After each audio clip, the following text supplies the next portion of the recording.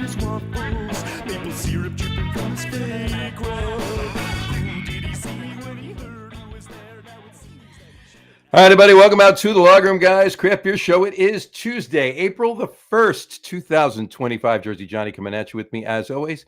It's none other than Mr. Beer Samurai. Say hello, Mr. Samurai. Hi. That's weird. What's weird? Well, it's sourdough bread day. It is sourdough bread day. So, on that note, before we get any further, this is not for those who celebrate. Well, I couldn't find it because happy sourdough bread day. Couldn't find it. We're not on the West Coast. You know, we're not in places where sourdough is famous. Mm-hmm. So I had regular bread and pickle juice, and that doesn't work. Just okay, never mind. Well, you got to make the dough sour before you bake it. You can't make the bread sour after you cook it. Okay, so I dip the dough in the pickle juice first. That would probably be the smartest thing. Okay. So I went the easy route. I got a bag of sourdough pretzels. Oh, you like your nibblers. I love my nibblers. Well, that'll work. And it's two birds, one stone. We're drinking beer tonight. I get some pretzels with it too. Oh, I thought you were going to get a tattoo or pretzel. No, I was not. Why would you ask me that, though? This is International Tatting Day. Actually, I think it might be. I don't know if that's tattoos. I think it might be making lace. Maybe it is. It could be either. It could be making. Have lace. at it for both of them. Yeah. You know what? Get a tattoo while you're making lace. Well, you know what? Here's the thing. This is the way I look at it. If it does refer to lace and it does refer to tattoos, it's international. That would be like more the tattoo artist, right?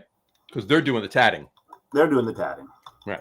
So if you are making lace and he's tatting you, then you're both celebrating at the same time. International Tatting Day. There you go. And if he's from Europe and you're from the States, then it's definitely International Tatting Day. I just looked it up. It's actually about the lace. It's about the lace. So have at it making your lace today. Internationally, that is. So, and I also believe it's well, it's something that's near and dear to yours and my heart, mm-hmm. And also my son's. There you go. National Trombone Players Day. Happy National Trombone Players Day. And I'm not even joking here because we all know that the joke on the show that is everything I have is in a box in the storage. Because it is in a box in storage. Well, the trombone's not in a box, but it is in storage. It's in a case. It's in a case. In storage. Well, it's in a box that fits the trombone. It's in a box-like thing. Yeah. So there you go. So for those of you who and story, and this is not even an April Fool's joke, the trombone was developed off of an old French instrument called the sac-put. The sock-put. Sock-put. Yep. Sock-put. And can you hear the German Shepherd, by the way? Is he playing the trombone? If he played a trombone, it'd be a little bit more, bearable. Well, it's been a while since he's been on the show, so it's been a while since he's been on the show. I gotta have to talk with my neighbor. I mean, I don't know, whatever. He goes outside to bark. They don't have to hear him. I do, but that's besides. Well, anyway, we should get like you, me, and 3 other guys to go and rough your neighbor up and get him to make the dog because that's the dog's fart. Fart. It's not the dog's fart. That's the dog's. It's not the dog's fault. It's not. It's not. So you, me, and my neighbor's nice too. I don't have a problem with my neighbor. Yeah, but if we have some muscle, you, me, 3 other guys. There you go. Right. Against one. Yeah. Just to talk some sense into him. Just to talk some sense into him. You don't need to do anything. It's just having the numbers. Mm-hmm. So we just need to figure out where to get 3 other guys. I just can't piss him off because his wife. They're from Oaxaca, Mexico, and his wife makes the most amazing mole. So I don't want to aggravate him because I won't get any more mole. Then. Can I try to segue one more time? Sure, go ahead. maybe if we got, I don't know, where we're going to get 3 more guys. Where can we find 3 other guys, Dave? In case you weren't getting it. Please welcome to the show our guests from Wander Back Brewing. Let's get them on the show first, and we'll unmute them, and then we can welcome them to the show. Chris, Brian, and Justin, how are you guys? Great. That was seamless. That worked. I love that. We've got this amazing mustache. I knew what he was doing. I was just prolonging it. I just wanted to see how long I could get him not aggravated. We got a great mustache, amazing beard, And it's amazing curly head of hair. I like it. We got some hair going here. Chris, Brian, and Justin, welcome to the show. Thank you so much for joining us tonight. We appreciate it. It's been a while since we've had a fivesome on the show. So this is cool. It wasn't sure if you had room in the locker room. No, we can actually have up to 10. So yeah, and they're going to be small. But it doesn't matter anyway, because once we're done with the show, people can rewatch it. But it's not the voices, right? It's about the audio. That's when it goes up on all the streams and everything else. So we're good. But happy sourdough, International Sourdough Day. There you go. Right back at you. There you go. Something for the listeners. I left it on the floor. I could just reach in and grab one. You know. I almost wish we talked sourdough before we were talking sports. There you go. Man, and if you've had it in San Francisco, it's really hard to find it as good once you've had it. It is. Wait, have what in San Francisco? Sourdough. Oh, sourdough. Sourdough, yeah. Dave, my sourdough starter started off of a sourdough San Francisco starter that I had shipped over here. So yeah. Oh, nice. Very cool. Cheers to you for that. Thanks. Once you start feeding it with local water and local ingredients, it's no longer San Francisco. Yeah. It starts tasting like Taylor ham. Less and less. Yeah, exactly. No. Pork roll. Pork roll. I was going to see if the three of them were going to yell at me for that, because this we said it on the show many times. I grew up in pork roll. I now live in Taylor ham. John grew up in Taylor ham. He now lives in pork roll. Oh, funny. There you go. I love going into places up here and asking for pork roll, egg, and cheese. Salt, pepper, ketchup. Well, I do have to be honest, right? That you will get less dirty looks in North Jersey ordering pork roll than you will in South Jersey ordering Taylor ham. So, what do you guys consider North Jersey? I mean, anything above 78. Yep. Actually, anything above the Driscoll Bridge, really. Well, because I actually grew up in Central Jersey. Right. And there is no Central Jersey. Yes, there is. Anybody who thinks that it's an area where everybody down south thinks is North Jersey and everyone up north thinks is South Jersey. That's Central Jersey. Tom's River, Asbury, yeah. I grew up in Jackson, and the rule was when you grew up, if you could get both New York and Philadelphia stations, that's it. You're in Central Jersey. I listened to NMR and NEW growing up. My family's from Roselle Park, and then Linden and Elizabeth over in Union County. Mm-hmm. And when they moved down here, anything north of Atlantic City was North Jersey. That sounds right. Sounds about right. It just depends on how far south you go as to where your line is, right? Yeah, New Jersey Fish and Wildlife, they have it set. They actually do have it set. They've got it the Raritan and 70. Between the Raritan and 70 is the Central Jersey hunting zone. Right. And that is true. Yeah, I mean, you could look at it like that. But if you're just calling it north and south, for me, and even years ago when I lived up in Bergen County, I always considered, once you get over that Driscoll Bridge and you're heading down to the shore points, you're in South Jersey. Oh, you mean Benny Hill? Benny Hill, yeah. Yeah. Right. So anyway, all right. I'm thirsty, and we got a lot to talk about tonight. So I've already had a few sips of this. I'm an open mind. We are all at the moment. I believe we're all at the moment. Please tell me if I'm wrong. If any of you are drinking something different, we were all drinking this beer right here, the Wander Back Lager, the 4.9% Helles. That does not look like the Wander Back Lager, Chris. Yeah. Well, we were waiting for you. You're all busy finding that pickle juice, so I had to crack something open. I'm leaving the pickle juice right here because it just had a dirty glass. That's what it was. It's the Wander Back Lager. I'm leaving the pickle juice right here because if I drink all 5 of these beers, and if this is any indication, I'm probably going to drink all 5 because this is delicious. I may need the pickle juice for rehydration because I've got a 9:00 business meeting. I'm just glad I'm not drinking line cleaner like John Hall. Yeah, right. That was brutal. Oh my God, that was awesome. That was brutal. That was definitely brutal. Well, it wasn't not on the show, but I'm sure it was pretty brutal afterwards. We never did follow up with him, did we, John? We didn't. We should have sent him a card. We really should have sent him a card. So, cheers, gents. Cheers. Cheers. There we go. I got it there. There you go. Oh, that's nice. That was very nice. Very nice. It's a very nice Helles. I like that a lot. I love how clear it is. Mm-hmm. I love how you can get that. You can really get the malts. Mm-hmm. And really make a showing. That's great. That's with all of our beers. That beer is made with 100% these guys. Look, you can see that. Those guys. Rabbit Hill. Yeah. So All the malt you use is from Rabbit Hill. Yeah, if you actually look at the bottom of your 12-ounce can, you should see this one's beat up, but made with Jersey Fresh barley. Oh yes. Oh So yeah. it is That's certified. I was gonna do this like a moron. There we go. There it is. Yeah. So no farms, no beer. So we committed to working with them. They're great family. Been working with them since they started selling malt. I should have worn my my Tilted Barn shirt because that's exactly what it says on it. No farms, no beer. Yeah. No, I agree. And I would have been in line with John's glass selection today. Yes. I went. My clothing is all Nashville. My glassware selection today is all. I went Rhode Island today. So this glass is really nice. So.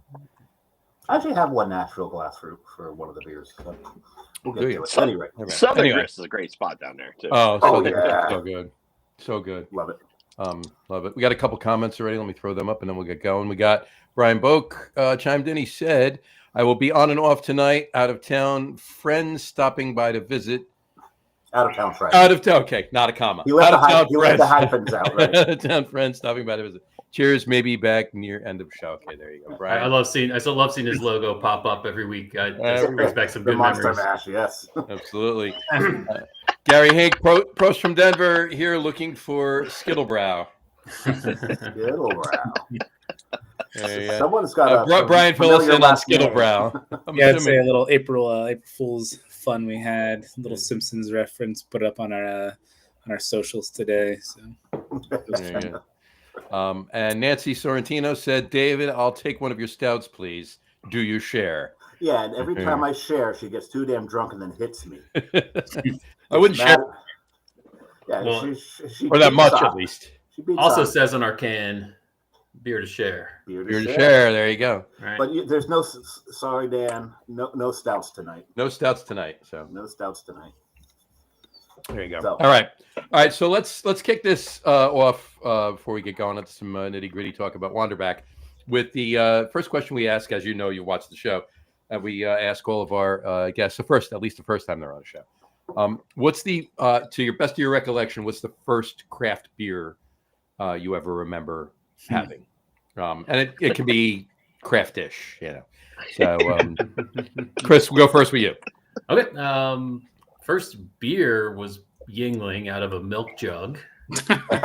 I know it sounds like it's out of Superbad, but it was legit. My buddy brought it over, and we had to put in something. I'm guessing it came from a keg. Craft beer wise, it was it's a toss up between a Yards or a Victory. I started drinking craft beer in college. My sophomore year, I kind of started a bottle collection and just started seeking out all the local guys. And so I would say Victory Hop Devil or Yards Pale Ale. Nice. Yards Pale or Victory Hop Devil. Very nice. All right. Brian, what were yours? Almost the same, actually. I grew up on Yingling.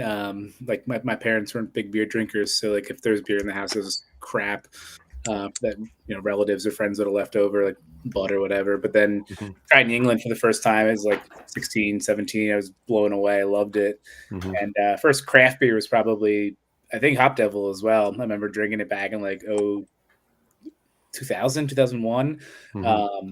And I was just like, what is this? This is way too bitter. This is just gross. And then obviously palates change immensely. But yeah, probably those guys there, Diffa Dogfish, Yards, all the legacy local stuff. Sure. Yep. Sure. Justin? I'm a little bit older than these guys. So it was Yingling, but it was the black and tan. Specifically in the 6-packs, I remember that my best friend's brother was 5 years older than us. So you can do the math. And that's what we would get. And then like craft when the craft really came in was for me it was Dr. Said 60 Minute and Sierra Nevada Pale Ale. Those were my gateways into the craft. All my buddies were drinking Miller Lights and Coronas, and I was seeking out the Pale Ale and seeking out the 60 Minute. I love that you all brought up Yingling. Our buddy Doug was actually at the brewery on the tour today. And if you have never taken the tour, anybody who's listening, if you're not taking the tour, you have to take the tour. Absolutely. Do like Brian and Johnny, wear a hat. because you're going to get dripped on. Yeah, you go down in those caves. They're nowadays. caves and the cellars. They're going to leak on you. So yeah, We could be in drought. The caves are still going to leak on. Yeah. You definitely need to see this brewery if you have any. Yep. If there's any nostalgia to you and you want to know how things were, and granted, not everything there is this old, but if you want to know how things were back in 1829, you're going to want to go check out that brewery in PA. Anyway, all right. And quickly, what's the first brewery? Anything, doesn't matter what it was. You ever went to? I remember visiting. It was probably Yards in Kensington. Okay. That spot. If you got now Philadelphia Brewing, it was that before Flying Fish. So yeah, I think it would be Yards. Yards. You'd be able to get a case for 24 bottles, mix whatever you want for $24. And it was just like, I'm going back to college. I'm going back to school. On my way back to school, stopping there, get a case. There you go. What's your favorite presidential beer from them? Oh man, John and I have talked about this. I can't remember. I mean, I know they still have them in the tap room. You can buy the bottles, but I actually can't remember there was the spruce tip one, right? Yeah.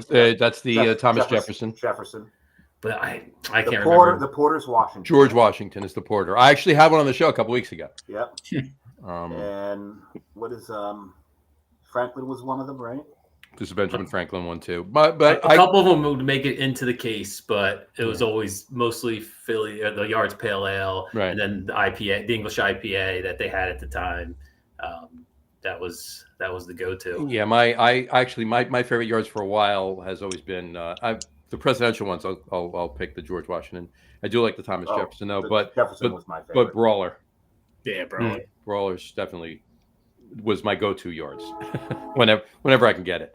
In fact, whenever I walk in somewhere and they actually have Brawler, it doesn't matter if I haven't, if I have too much beer at home, which I always have too much beer, I grab a 6-pack of it. Anyway, Brian. I don't actually remember first one. I know back in like 08, 09, my wife now at the time, girlfriend, we were starting to travel around a lot and visit breweries, and so it's probably like maybe Magic Hat number 9 up in Burlington, a couple of Maine probably. We started planning brewery like trips around breweries pretty early on. It's like 08, 09. That's quite a long time ago. It's the only way I plan trips. Yes, yeah.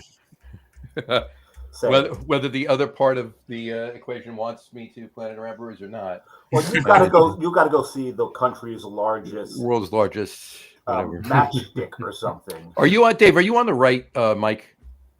Am I? I might be on the left mic. Let's see. So every now and then you're in a can. So does this sound better?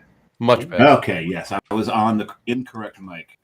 There you go. I'm now on the one that you're going to hear anything that happens in the neighborhood now.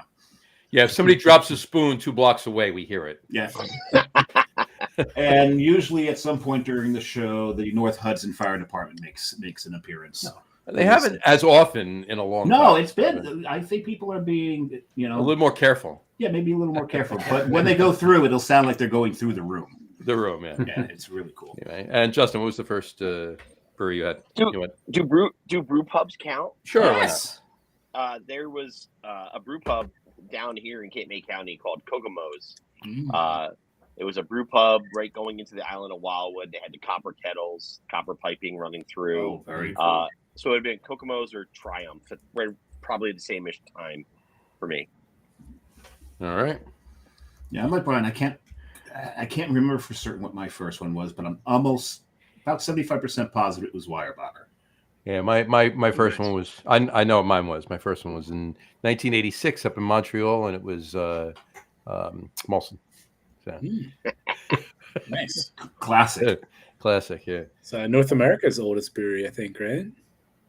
It might be. I think it is. I think you're right. I think it is. I think they predate England by a couple of years. I think you're right. All right. So let's get some history going. So, who wants to go first? What started? Chris will go in this order. No, it's still Yingling. Sorry. Oh, that's it. Oh, damn. Yep, it is Yingling. They got to update their marketing materials.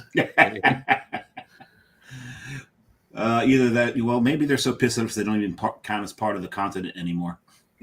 Oh, Who geez. knows? Anyway, all right, Chris, we'll start with you. What started you in craft beer other than drinking it, or unless that was what started you in craft beer? I mean, yeah, that really was, that was, I guess, around 2023, whatever Before you time get frame. going, I looked up Olson. It was established in 1786, so I don't understand how this came back with England. Maybe the website doesn't like Canada. Yeah, maybe.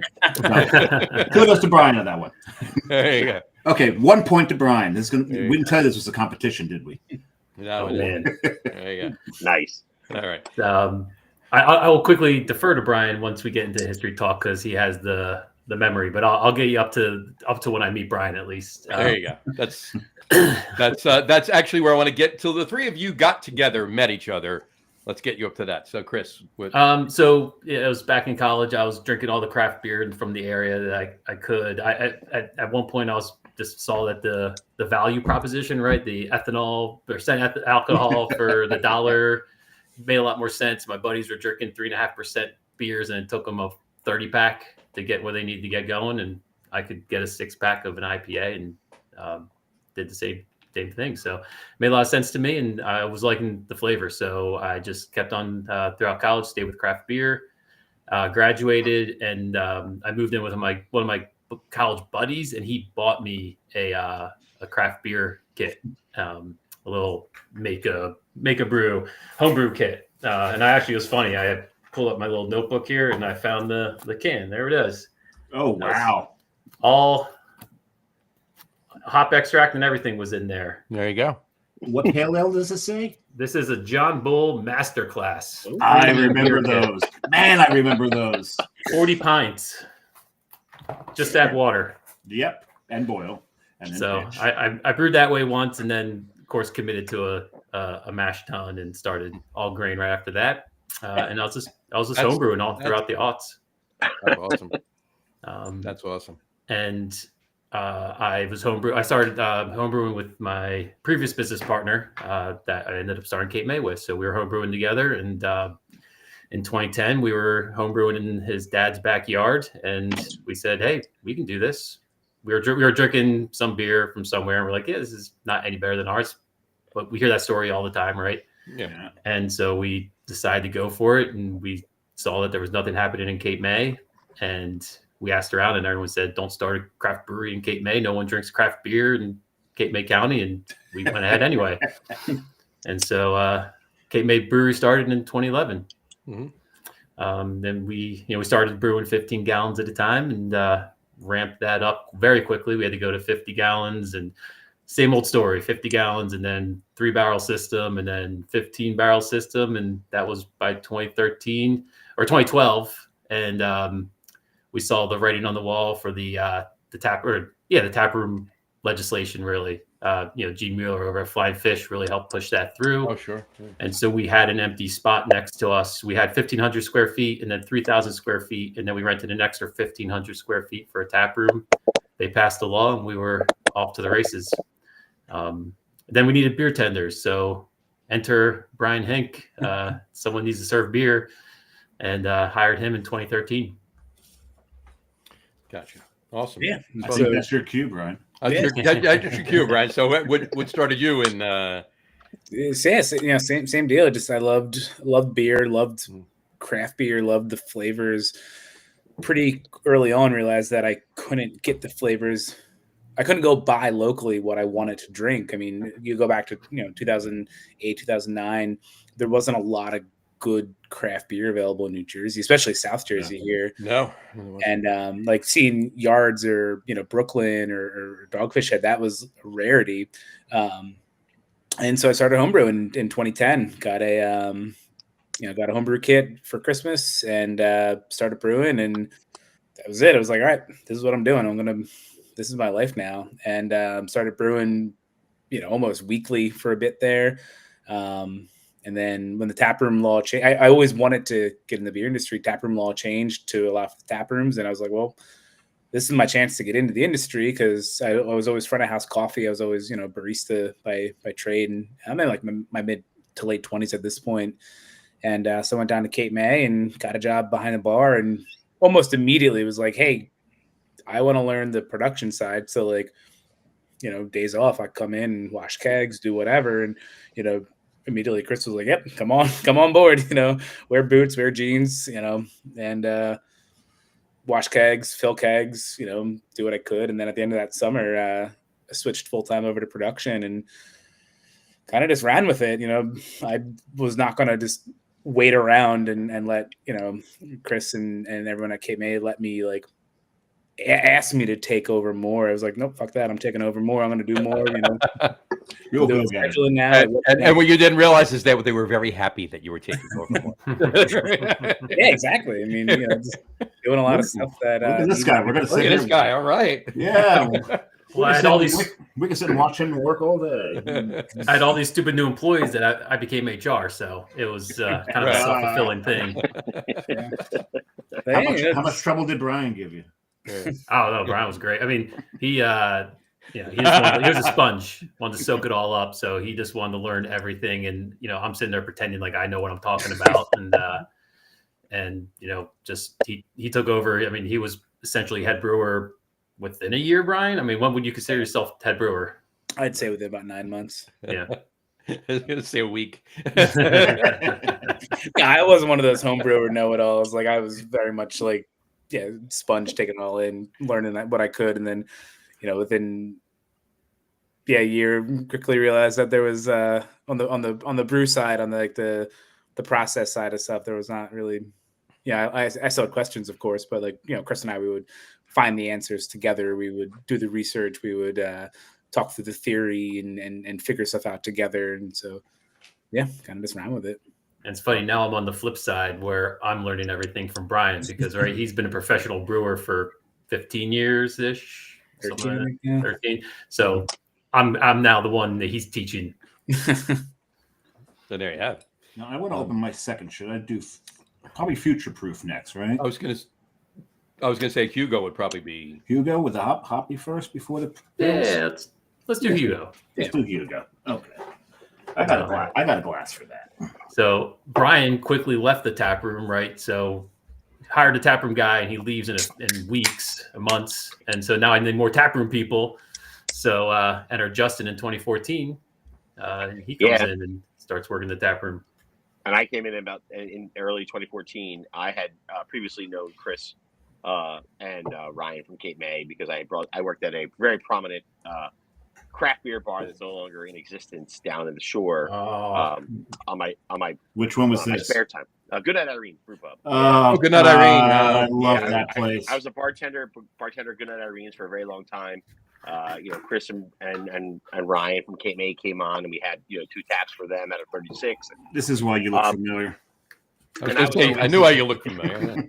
Well, I have an extensive sales background. That's what I've done for most of my adult life, and I came on board in the tap room because I was a local bartender that knew craft as well as the sales, and knowing where they were going to go. That was hey, you're going to be our future sales guy, and that was my HR interview with Chris and Ryan back then. Was, hey, you're going to be our future sales guy.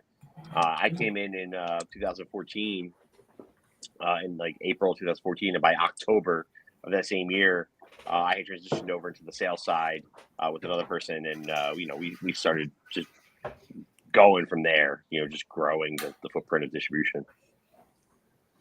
Yeah, it gets well up into North Jersey. Yeah, we see quite a bit of it up here. Yeah. When I was there that first year, we were probably toward 12. Brian, you can correct me, but 1,300 barrels or so of beer. And when I left, it was, a lot more than that. Yeah, when I started 2013, that first year, we did 1,250 barrels, and then 2014 we did about 2,500 barrels, and then when Justin and I, we both left Cape May around close to the same time, 2022, we were doing like 46,000 barrels. So a little bit of a growth. A little bit of an increase in production. When I started, we were doing 54 barrels. A year. That was only a partial year, though. So. Yeah. 4 ounce taste of the beer you wanted to take. 4 ounce taste. You say, you know what? Hey, I've been in the industry since 20 years, more than that at this point, 21 years. And the first I'll just add, I've said the story on the podcast before. My first experience was I walked in. This was before I started, right? I walked into Cricket Hill up in North Jersey. Nice. Oh, wow. All right, and it was January, and it snowed that day. It was the Friday tour, right? That's what they did. They only had the 3 hours from Filled Friday. in the potholes in the parking lot. So I pull in the back, and Rick Reed, Rick, he's shoveling snow. And so I pull up, I roll down the window, and I said, it snowed out. You still have the tour tonight? He says, yeah, I think you should park right over there and go inside and grab yourself a beer. I'm like, all right, sounds good to me. So I parked. I walk past him. He's shoveling. Go inside. No one's in there. He's alone. The first beer I had at Cricket Hill, I poured myself. That's awesome. And the rest is history. So there you go. And Justin looks so familiar, by the way, because he has a past life as a magician that you may have seen live in Atlantic City. Was there a name? What was your stage name? Good question. Yeah, audio problem. Uh-huh. What was that? I can't hear you. What? Huh? Hey, he's turning a little red. Little Red. That's my blood pressure. Yeah, I was a professional magician by trade. I was a magician bartender at Goodnight Irene's. Just Invisible was my handle. Just Invisible. I love it. Yeah. That's awesome. It's better than just an asshole, but hey, I go with that too. I've had that for a while. So. Oh, man. I never got Justin Visible because Justin Visible. Shouldn't you be like Justin Invisible? We can see him. He's visible. Yeah, at the time there was It's quite visible. At the time there was a famous Justin magician whose name was Justin Incredible, and he did a lot of college shows and universities. And he went on to become Justin Willman, who Cupcake Wars and Magic Oh, sure. and whatnot. Yeah. So I was at the time because he was credible, I was invisible. So yeah, He was credible. You were just visible. It's good enough for me. Okay, 1 point for Chris. There you go. For embarrassing Justin. Oh, Are my letters red? But I'm gonna throw a point to Justin here for that shade of red. That's impressive. So we're all tied up, folks. All right. All tied up. So we're drinking Hugo right now. Yeah. Very nice. Very nice. Very nice. What? Okay. Did somebody just say bye? Can you that was my son. He's saying bye to his grandma. There you Da-da-da. Did I mention Jersey Fresh? Jersey Fresh. Now, down just below your picture by the camera, if you drop that down, you can actually click. No, it's not there. In the settings, you can click mirror camera, and not everything you put up will be backwards. All right. See, like it's backwards on Just Invisible. go. All three of you are backwards. Yeah. If you flip your camera around, then everything. Well, there you go. Ooh. Now we're just waiting on Chris. There you go. We're all on board now. We're all on board. There we go. Now I'm back. Now you're balanced. All right, now we go. But this is very tasty, and I'm not blowing any smoke by any means. Justin really legible. Justin legible. Can you talk about the hop bill in this? Because I am very curious about the hop bill. Yeah, so Hugo, we wanted to kind of take like a pale ale and a lager and just mash together, and it was you have to be very very careful with your hop layering with a delicate beer like that. If you use something Simcoe, anything too like dank potentially, and you're just blowing the balance right out of it. You're losing all the nuance of the lager aspect. So you have to use hops that are able to be part of a delicate beer, but also show their character. And so we went with Motueka and Crush for this one. Motueka, I think, is just the perfect hop for any hoppy lager. Mm-hmm. It's just a great hop in general. It's one of the main hops in our IPA as well, perfectly cromulent IPA. But it's just too good of a hop for a hoppy lager that we had to get it in this one as well. And Crush was just really exciting. I'd never used it prior to this one, and it just seemed like it had a lot of potential in this like delicate hoppy beer. Enough character that it's intriguing for the pale ale drinker. It's maybe for that IPA drinker who says, I'm just kind of IPA'd out right now. Hops are hurting maybe they're hurting, giving me indigestion or heartburn or whatever. Maybe you're just tired of hops. You've been drinking them for too long. And the Crush kind of seemed like it'd be the right one to kind of bridge that gap. And we really kind of loved what it brought to the table on this one. Hot side, it's sapphire throughout most of the boil. Nice. And then just some late Whirlpool addition of some more aromatic hops, and then Crush and Motueka. So. This is delicious. This is really good. This is really, really good. Thank you. And the reason I was so curious about the hop bill was how so many hoppy lagers tend to be so over hopped that you lose the lager. The lager's still there. Like you said, the balance is still there. That's why I was very curious about this hop bill. I like this a lot. Yeah. It's very tasty. Anything behind Hugo? I put it in my hop glass. Nice. Hugo is a play off of Simpsons Treehouse of Horror episode from like 96, maybe 95, 96 season, where Bart has the evil conjoined twin, and he was too much of a boy for Crazy Town, but he was too crazy for Boys Town. So they did the only humane thing they could and chained him to the attic and fed him fish heads once a week. Yeah. And so this is our only thing they can do. Only thing. Makes sense. No other option. And so Hugo, it's too hoppy for Lager Town, and it's too much of a lager for Hoppy Town. Hoppy Town. I see what you've done there. How many of your beers have Simpson references to them? Just 2 so far.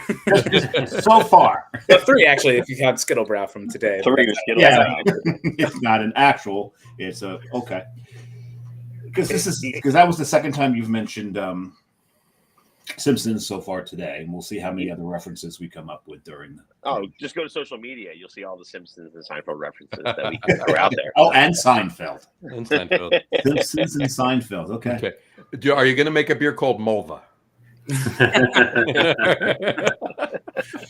Not out of the question.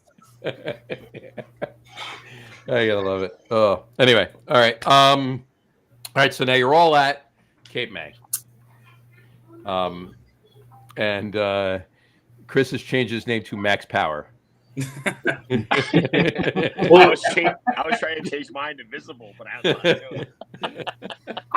I had Jersey Johnny, the Beer Samurai, and just Chris H. So you can change it, Justin. Top left. Top left. Double dots. Yeah, those little 3 dots above your selfie. All right, you gonna explain to me what a PDF is next? all the way top left. You see that little selfie of you in the top left corner? Nope, not there. Ooh. It's all right. I'm not worried about it. All right, there you go. We all know now. Okay. All right. So anyway, so the 3 of you are at Cape May. Max, you're you and Ryan, obviously partners, so forth and so on.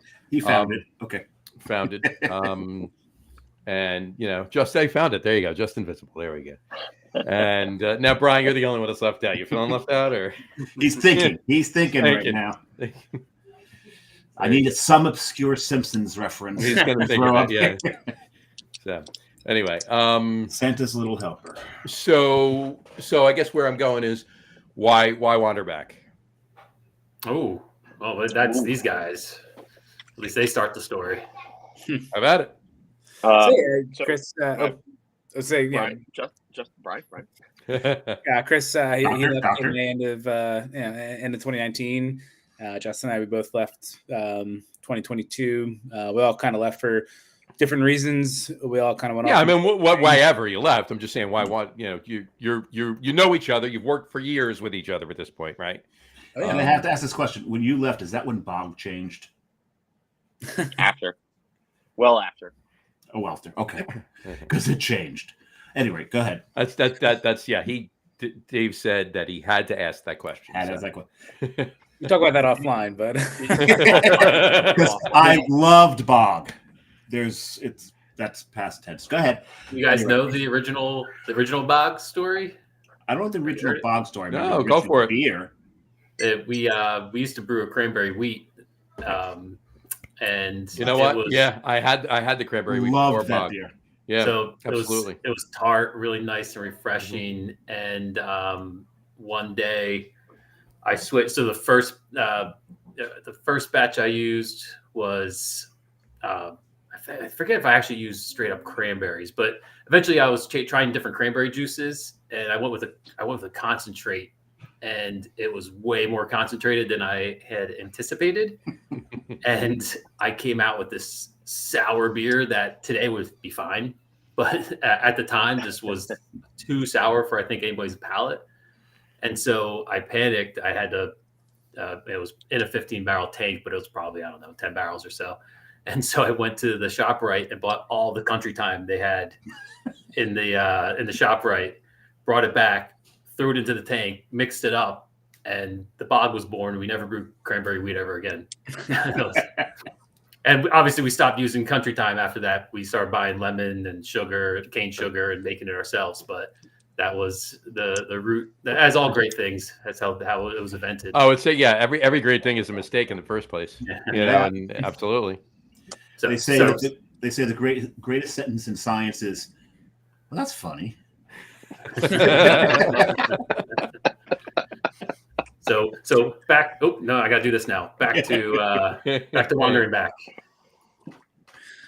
Yes, Brian and Justin. So yeah, so Brian, you were saying that Mr. Max Power left in 19, and you and Mr. Visible left in 2022.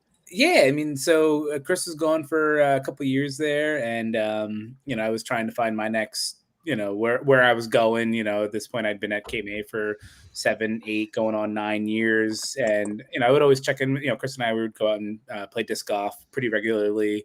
It was during the heart of COVID time, so there wasn't a whole lot you could do. So we'd go out and we'd play disc golf, and go walk through the woods throwing frisbees at aiming for baskets, but usually hitting trees. Yeah, and the game works. Yeah, that's disc golf for you. And I would always talk like what's going on, what's happening, where I'm going, where he's going, and everything. And I was like, "What are you doing? You doing anything?" No. He had a son who's was saying goodbye a little bit ago to his grandmom, and so he was just happily at home, stay-at-home dad, and wasn't getting back into the industry, had no interest. And I was like, all right, fair enough. If you do, keep me in mind. Justin and I would start talking what he's thinking, what I'm doing. We've been in this for so long now in this industry. Where are we going? What are we doing? And Justin and I, we started to get more serious with our conversations of what it would look like, what it could look like, where we'd go, what we do.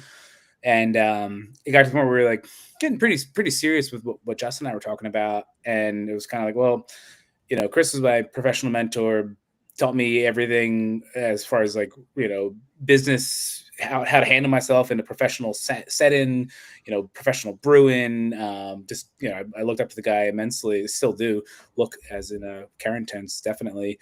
And it was like, I can't decide to open a business or not without seeing if Chris has any interest in getting involved with this. And so, Justin and I, we really spent some time to hone in on a potential business plan and kind of ideologically what we were thinking it would be. And went over to Chris's house, sat down in his backyard, and kind of pitched it. And he was like, "All right, let's go, let's do it." Nice. And here we are. They wore me down. How long did it take? How long did it take, Max? How many? It was better. How many beers in were you? None. None. Yeah. It might have been morning that they were there. Oh, jeez. But, they were. All right. How many pork roll sandwiches were you in? I don't know. Brian doesn't eat pork, and Chris is a vegetarian. So I'm about 1,000 here. Yeah. Okay. John has lost the point. John, I'm -1. You're -1. I'm 0. All three of you are 1. So it was easy. What else was I going to do? I guess I owned a brewery for 10 years. That's pretty much all I knew. And these two guys who are the smartest people I know in the industry, who helped grow Cape May to what it became, were asking me to get into a new brewery project with them. How do you say no to that, right? It's I'll just hitch myself to that wagon and let them take it off, and just be there to help. There you go. Yeah. And then why the name? Yes. That speaks to the whole journey. Brian and I were working on this project, and then Chris came on board, and Chris had been out now for a couple of years, and we were starting to figure out, like, okay, where are we going to be and what's our name going to do? And we kept going back to the word Wander, and we had different iterations of Wander and Wandering and all these other things that went with it. At one point, we were the same name as a really big cheeseburger burger chain. Whataburger? Wander. What is it, Brian? Way back. Way back burger. Way back burger, yeah. Way back. Oh, they got great shakes. If you were a milkshake brewery, then yeah, you should have done that. But we kept coming back to the word wander, and we were wandering back to each other. So it kind of came to fruition that way. And I joke that it took 18 months to come up with our name and our logo, but it took 18 months to come up with our name and our logo. Very nice. That's great. I mean, it's definitely a cool name, and I love the logo too. Yeah. Also, I mean, to be honest, Dave, every other name was taken. So there's always that, right? Yeah. Yeah, I really do love the cans. I love the layout of the cans. Who does the layouts? It's mostly Justin. It's kind of running point on all of our cans right now. Yeah, but just like the visual is amazing. We do everything collectively. It's like, because we all have a different perspective on the beer business, on the retail business, on the consumer business. And by accepting each other's different perspective on it makes us successful, right? So, like, I consider myself a color guy. That's what I love is the colors, and I can throw it out there, and then especially Brian red. Right. Right. Brian gives feedback, and then Chris will give feedback on design, and we'll just take it from there. And it's a collaborative effort on almost all fronts with this business.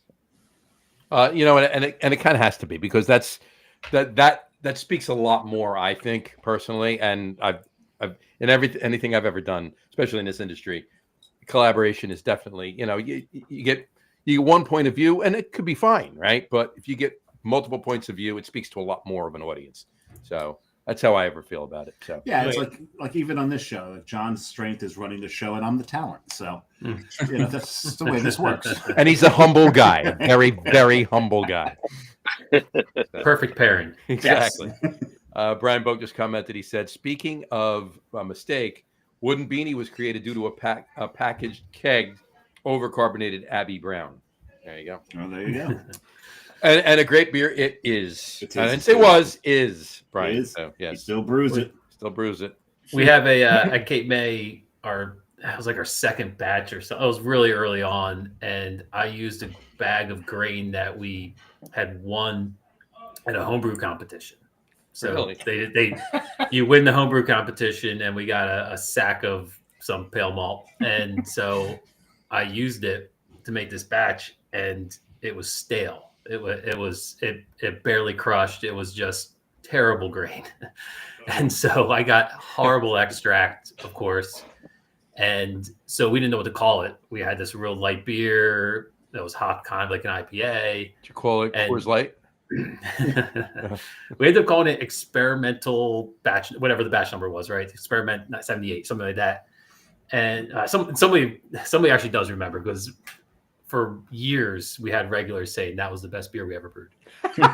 Oh my! I'm like, no, it wasn't. It really wasn't. It really, really was not. But because you can't get it, it's the best beer. It's nostalgia, right? They remember what it tasted like. They liked it that day. It must, and it can't get it again. It's definitely beer gets better the longer you haven't had it. Yeah. Well, it's like for our generation, it's like disco, right? Disco still sucks. To us, it's just nostalgia now. We like it. Anyway. Mm-hmm. Yeah. Well. Yep. Exactly. We'll see. All right. I'm almost done with this. I'm almost done too. It's going down so damn fast. That's really how we try to make a joke, and I'm not gonna. So you're gonna make a Mulvihill joke? Cracked another one. So Yeah.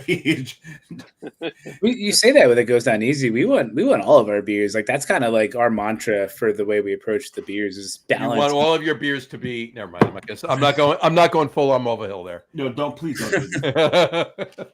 Yeah, we just want them all like balanced and drinkable. Like when you're done that can, you're in the pint, you want another one. You don't hesitate and say, I don't know what else is in the fridge or what else is on tap. We want you to say, yeah, I'll have another one. Yeah, And you're it's, like, thoughtlessly.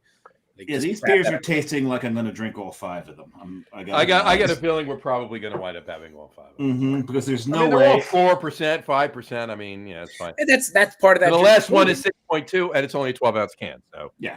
yeah, oh, crumble it. I got one of those in the fridge. We're good.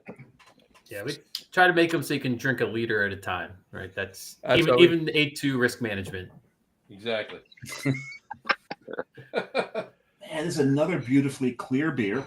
This is beautiful. This Look is at this. really, really, really, really nice. Brian was Got a very. nice head on that. I mean, When, Dave, when do you Brian can talk expect, about this when do it you comes to expect a clarity. lager? Do you expect a lager to be cloudy? I'm not going to answer that. Hoppy Pale's got a little from the dry hop. It's got a little haze. Yeah. Which it A should. little bit. Yeah, we but don't filter the Hugo. I'm going to deflect that question by saying, I love this graphic.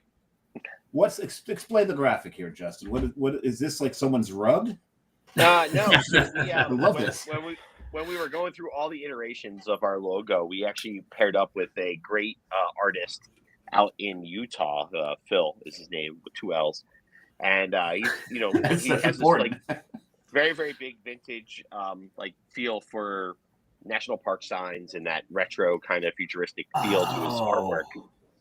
And he designed a couple of those for us, where it was like a circuit board. It's a circuit board, and that one has hops in it. We have one with wheat as well. And I always joke around that I have 2 business partners. One is an android, one is a robot. You decide which one's which. There you go. But it fit with that style of beer, the symmetry, the lines. It just fit for the future proof. Color. I see the circuit board now that I have my cheaters on. There you go. Going to colors, Brian's favorite color is brown, orange, and yellow. So like 1970s Padres. And so we, played with the warmth and the saturation of those colors, and it gave us that can with that artwork. And so we have a new Pilsner coming out, our Italian Pilsner. It's the same kind of idea of symmetry and geographic line to it. So it just works for that style.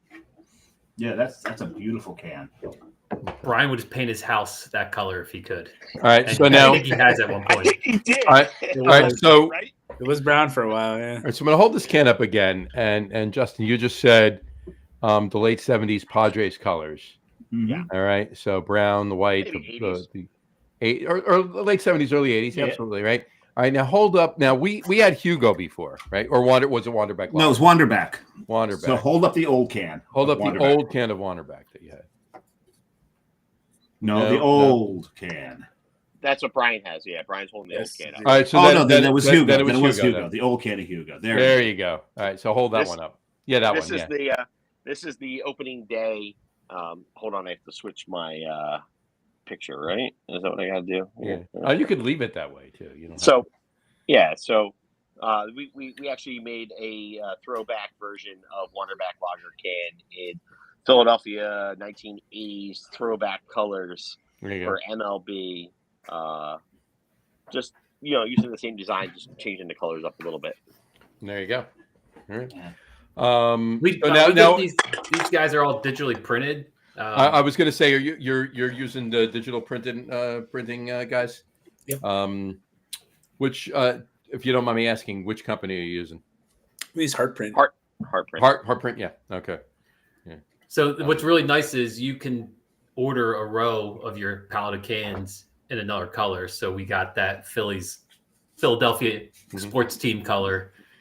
Well, them and another one, you can order, like, if you only want to, you can order 100 cans. You don't have to order 20 pallets. You can order whatever you need. Yep. Right.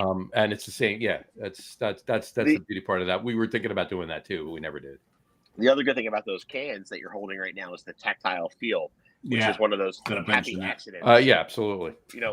Brian and I, more so were against like the gloss cans because it looks fake and plasticky. Yeah, you don't. Yeah.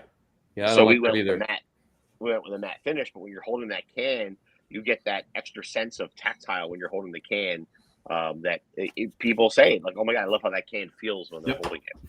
It's really, Anybody listening to this, watching now, rewatching soon, listening to this on any of the podcast apps, these cans, if you come across them, they're really, really, really well done. Yeah, and I love the way these cans feel in my hand. I'm loving. Yeah, no, it's true though. No, he's not lying. It's really well done. It's not just your typical label, like that everybody else. That was meant for the joke, included. but it's actually the case. But it really and the feel of them, and I felt them too. Like I mean, I first started talking to them back at the CBC in Minneapolis, like 3 years ago in 22, and just never made the jump to it. But it's fantastic. It's really well. I really like them a lot. We made the decision early on when we started this that one of our pillars of our business model was to be sustainability, and we decided that we were going with this digitally printed can from the gate because it's 100% curbside recyclable.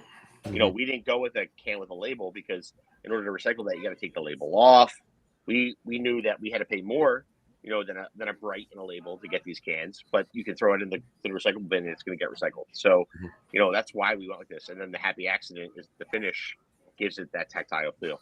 But it's not. I mean, if you add a label to a can and a lid, it's negligibly more per unit.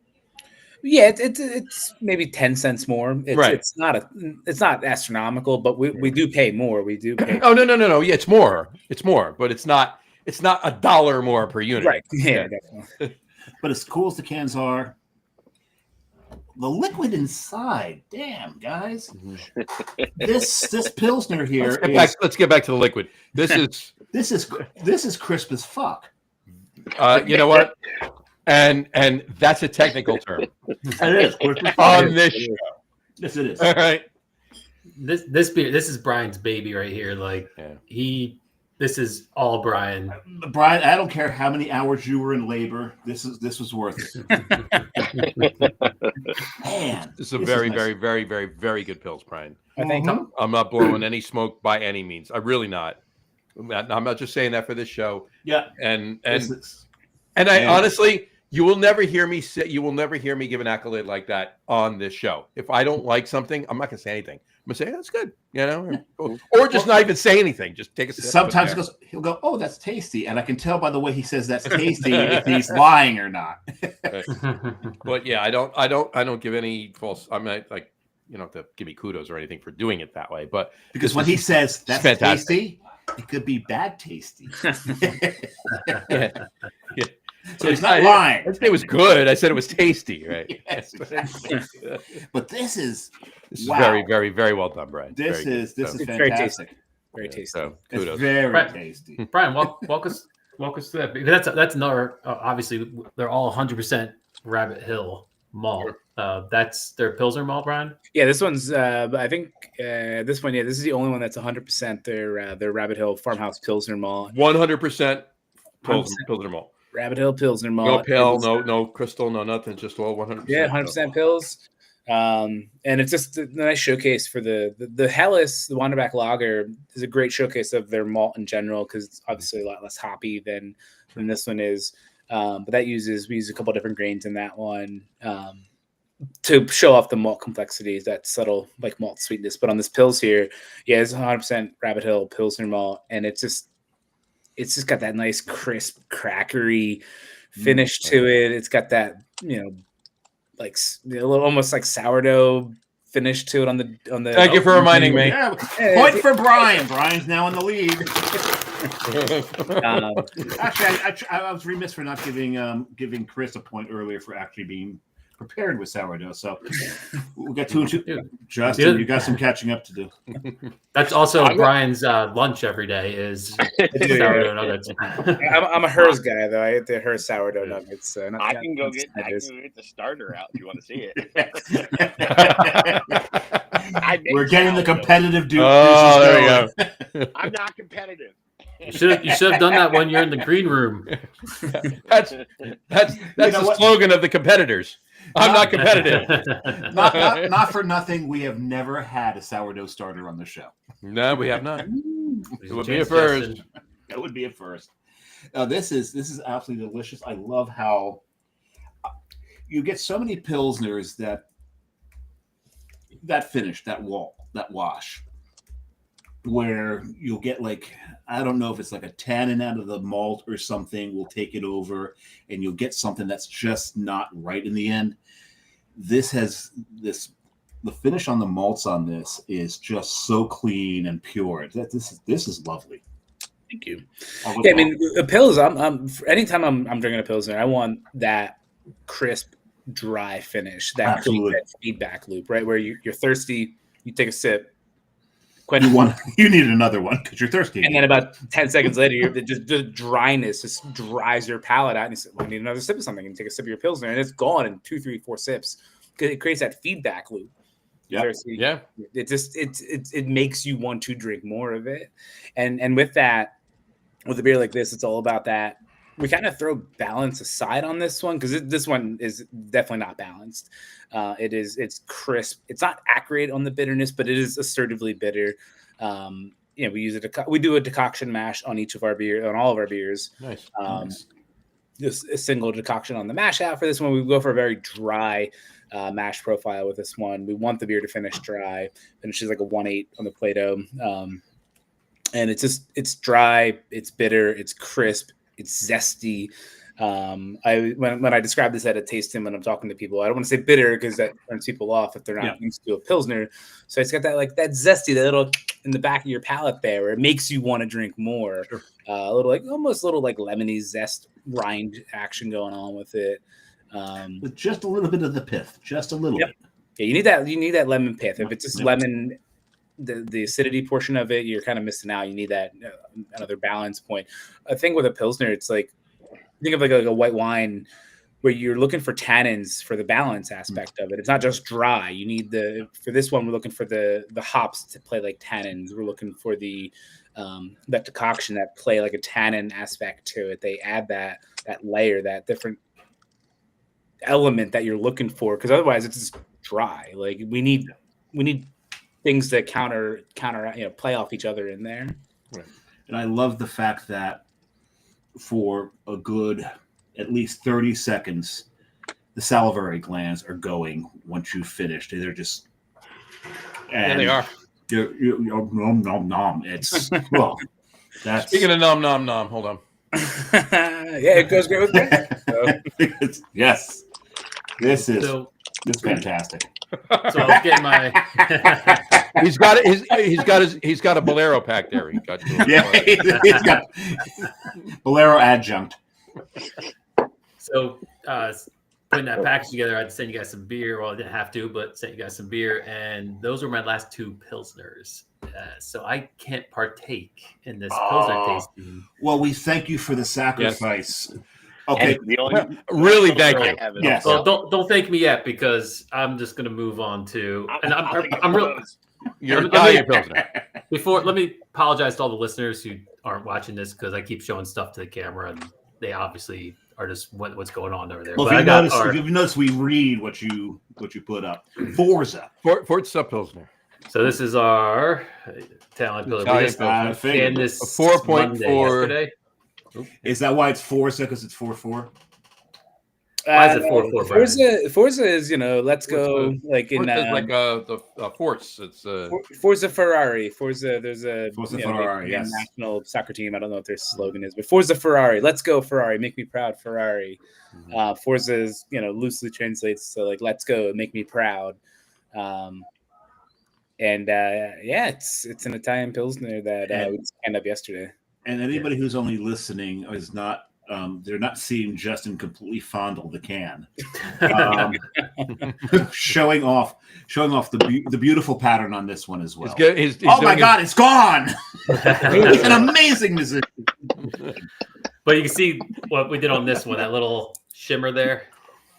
Yeah, kind of like another digital print. Nice little thing you can do with that. Oh yeah, no, right, yeah, and the spot gloss or whatever. Yeah. It's actually spot metallic. Spot metallic, it is. And so what we did, we took the Ferrari badge that you see on with the dancing horse, and if you make it symmetrical, it looks like this shape. and then did a repeated pattern that has symmetry to it, similar to the future proof can. So it kind of falls in sequence with that style. Love it. That's and then if you look at the colors on the badge, they go this same order on the Ferrari badge too. So it's our homage to Ferrari for Brian. And it's 4.4% because the GOAT himself, Sir Lewis Hamilton, is a Ferrari driver, and his number is 44. So, 44. There we go. There you go. Brian, if we go to sports talk radio mode, we can start talking F1. There you go. Oh, I'll get my younger son on here. And I'm out. I took a road trip with him, and I learned more about F1 than I ever cared to. And then we drove past Talladega, and then I bored the hell out of him with NASCAR. So, so I got my revenge. It's only left-hand turns. That's why. It's all Well, that's why I always been big fan of Emerson of Fittipaldi's. Because when he won the Indy 500, they asked him if he had a strategy. He said yes. Drive fast, turn left. And then NASCAR adopted that as a slogan after. I loved Emerson Fittipaldi. It was great. Oh, Emo was hilarious. He was one of the biggest cut-ups on the We're showing our age circuit. Yeah, maybe a little bit. I was a huge in the 70s. I was a huge AJ Foyt fan, so if that'll tell you how old I am. Mm-hmm. Well, you are the oldest on the show right now. Well, I'm assuming. Yeah, I think I'm the oldest on the show. Mm-hmm. But anyway, Justin hasn't revealed his age. Brian and Chris kind of have by saying kind of. Yeah, there. Yes. Justin, he's a magician. I'm older than them. Well, we know that. We kind of figured that one. You know that. So anyway. No, but this is so. Well, describe Forza to us. Yeah, Chris, go for it. Yeah. Not the word. We've already talked about the word. The beer. The beer. Yeah. I'm gonna defer to Brian because he's been so intimate with it that you don't. You can still drink it, but we get it. Yes. Wait a second. This isn't a combing the yeast out of a beer, is it? No. Oh, okay. Not that. And even there's one worse than that, and you know what I'm talking about. Yes, worse than that. Please don't. I will drink it one of these days. I'll try it. I had that. I think I have actually. Bad. You have, John. What are you talking about? No, not that. I'm talking about something else. Oh, but I like to let the designer, the brewer, the brains behind the beer. I think he's gonna be the best to describe this beer. Look at this, and Chris has gone and actually outed his age right there. Max Power, 42 years old. Yeah, with Forza, so we wanted a beer for this like early spring, going in summertime, and Italian Pils is kind of just perfect for that, where it's it's a Pils, definitely. It's like a North German stylized Pilsner that was brewed in Italy from a small little brew pub back in early 2000s, and made the Tipo Pils, was a sort of Pilsner back in the day, and very famously Matt Brindleson of Firestone Walker fell in love, brought it up stateside, made Pivo Pils, and Pivo's amazing. Love Pivo. Such a great beer, and it's kind of like with like Hetty Topper back when they were brewing where the Prohibition Pig is now. Like they weren't setting out to make a New England IPA; they were just making an IPA. They had different water chemistry, they had different yeast. They did a couple different technique processes, and it made a whole new beer, launched a whole new style. But what's amazing at that, and not to cut you off, and we said it before on the show, is that Hetty Topper is so far from your standard New England IPA now. Yeah. And it was the prototypical New England IPA when it was first invented. So absolutely. And likewise with our Italian Pilsner, if you were to take this over to Italy and bring it over to the totally blanking on the small little brew pub that made the Tipo Pils, you bring them this, they'd be like, what is this? Like, this is not my Pilsner. As we do, right? We take inspiration and we kind of lean into, I lean into this aspect, you lean into that aspect, and we put our own spin on it. Like music or like art or like, cars, like anything that we can sculpt. Simpsons, Seinfeld. Yeah, we're going to put our own spin on it there. Which is interesting. I just looked up Tipo Pils, and it's Birrificio Italiano. Yes, that's it. Birrificio, yeah. And, by the way, we do have viewership in Italy.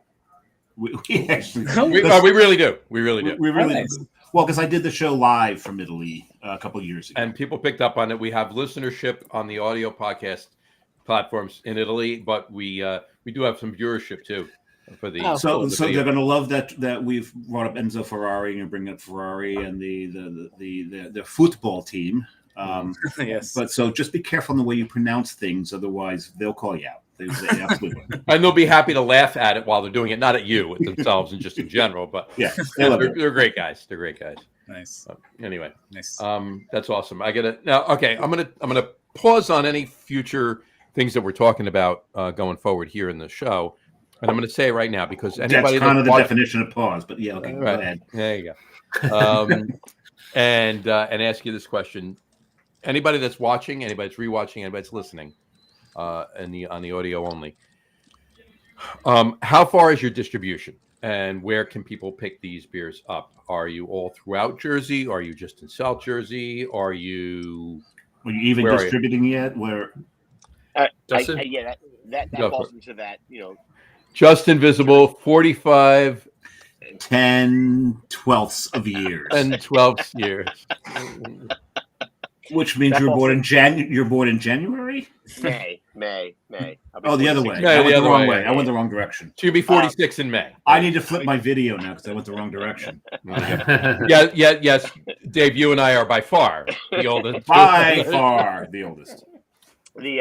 Our distribution footprint right now is like Burlington South. So Southern Burlington County, Camden County. Oh, you Gloucester distribute to County. Burlington Coat Factory? That'd be awesome.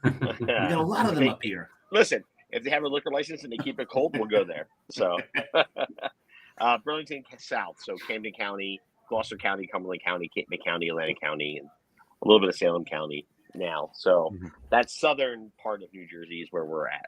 Gotcha. The belly of the beast. Gotcha. So I mean, And the tail. The belly and the tail. It's us, right? It's just us. So we're the ones that are going to the stores. We're the ones that are taking the beer to the stores. We're the ones that are doing the tasting at the stores. It's what's old is new again, right? We talk about like what's old is new. And if you look at yards 30 years ago, we talked about yards earlier. Tom Kehoe was taking the beer on his shoulder to the 13 bars in Philadelphia. Absolutely. And delivering it himself. So it's like that same homage to that. We are the ones that are taking the beer to our stores. We're the ones that are delivering the cases. We're the ones that are taking schlubbing the kegs down the steps into the weird basements. I know what that's about. Yeah. It means more at the end of the day.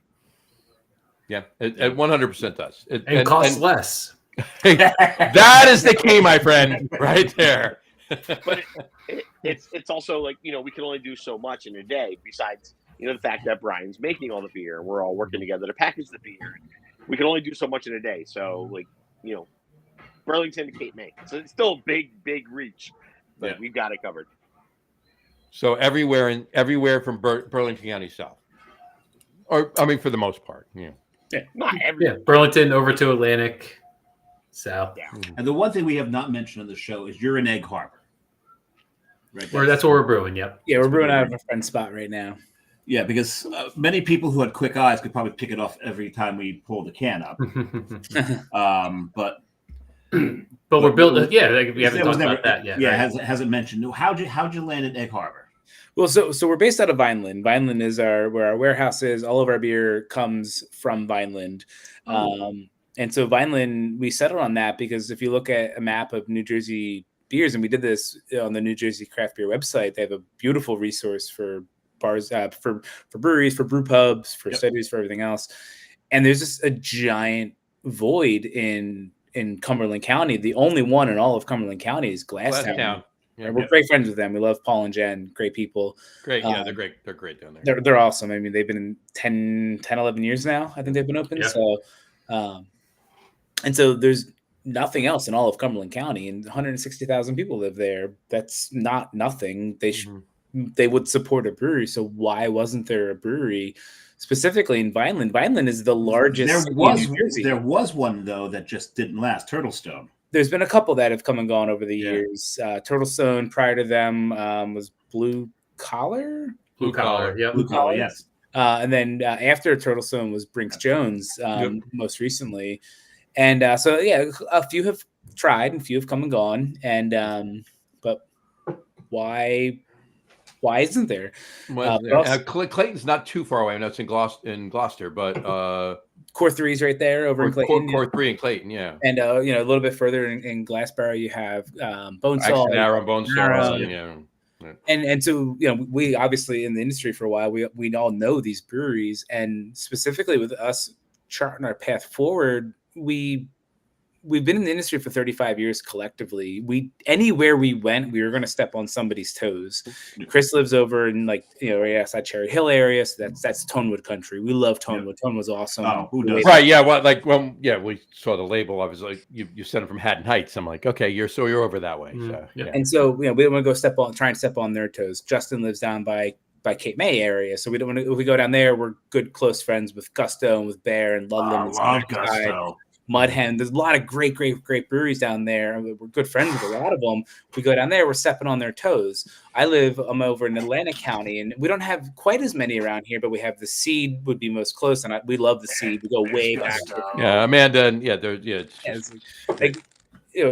Garden State, where we're brewing out of Hidden Sands. They've been here for 7-8 years. You got Sopo and Citrus Point. So there are breweries here. So anywhere we would have gone, we're stepping on somebody's toes, except for Vineland, and there was nothing out there. And so we kind of felt that it was a nice uncharted territory. Let us go chart our own course out there.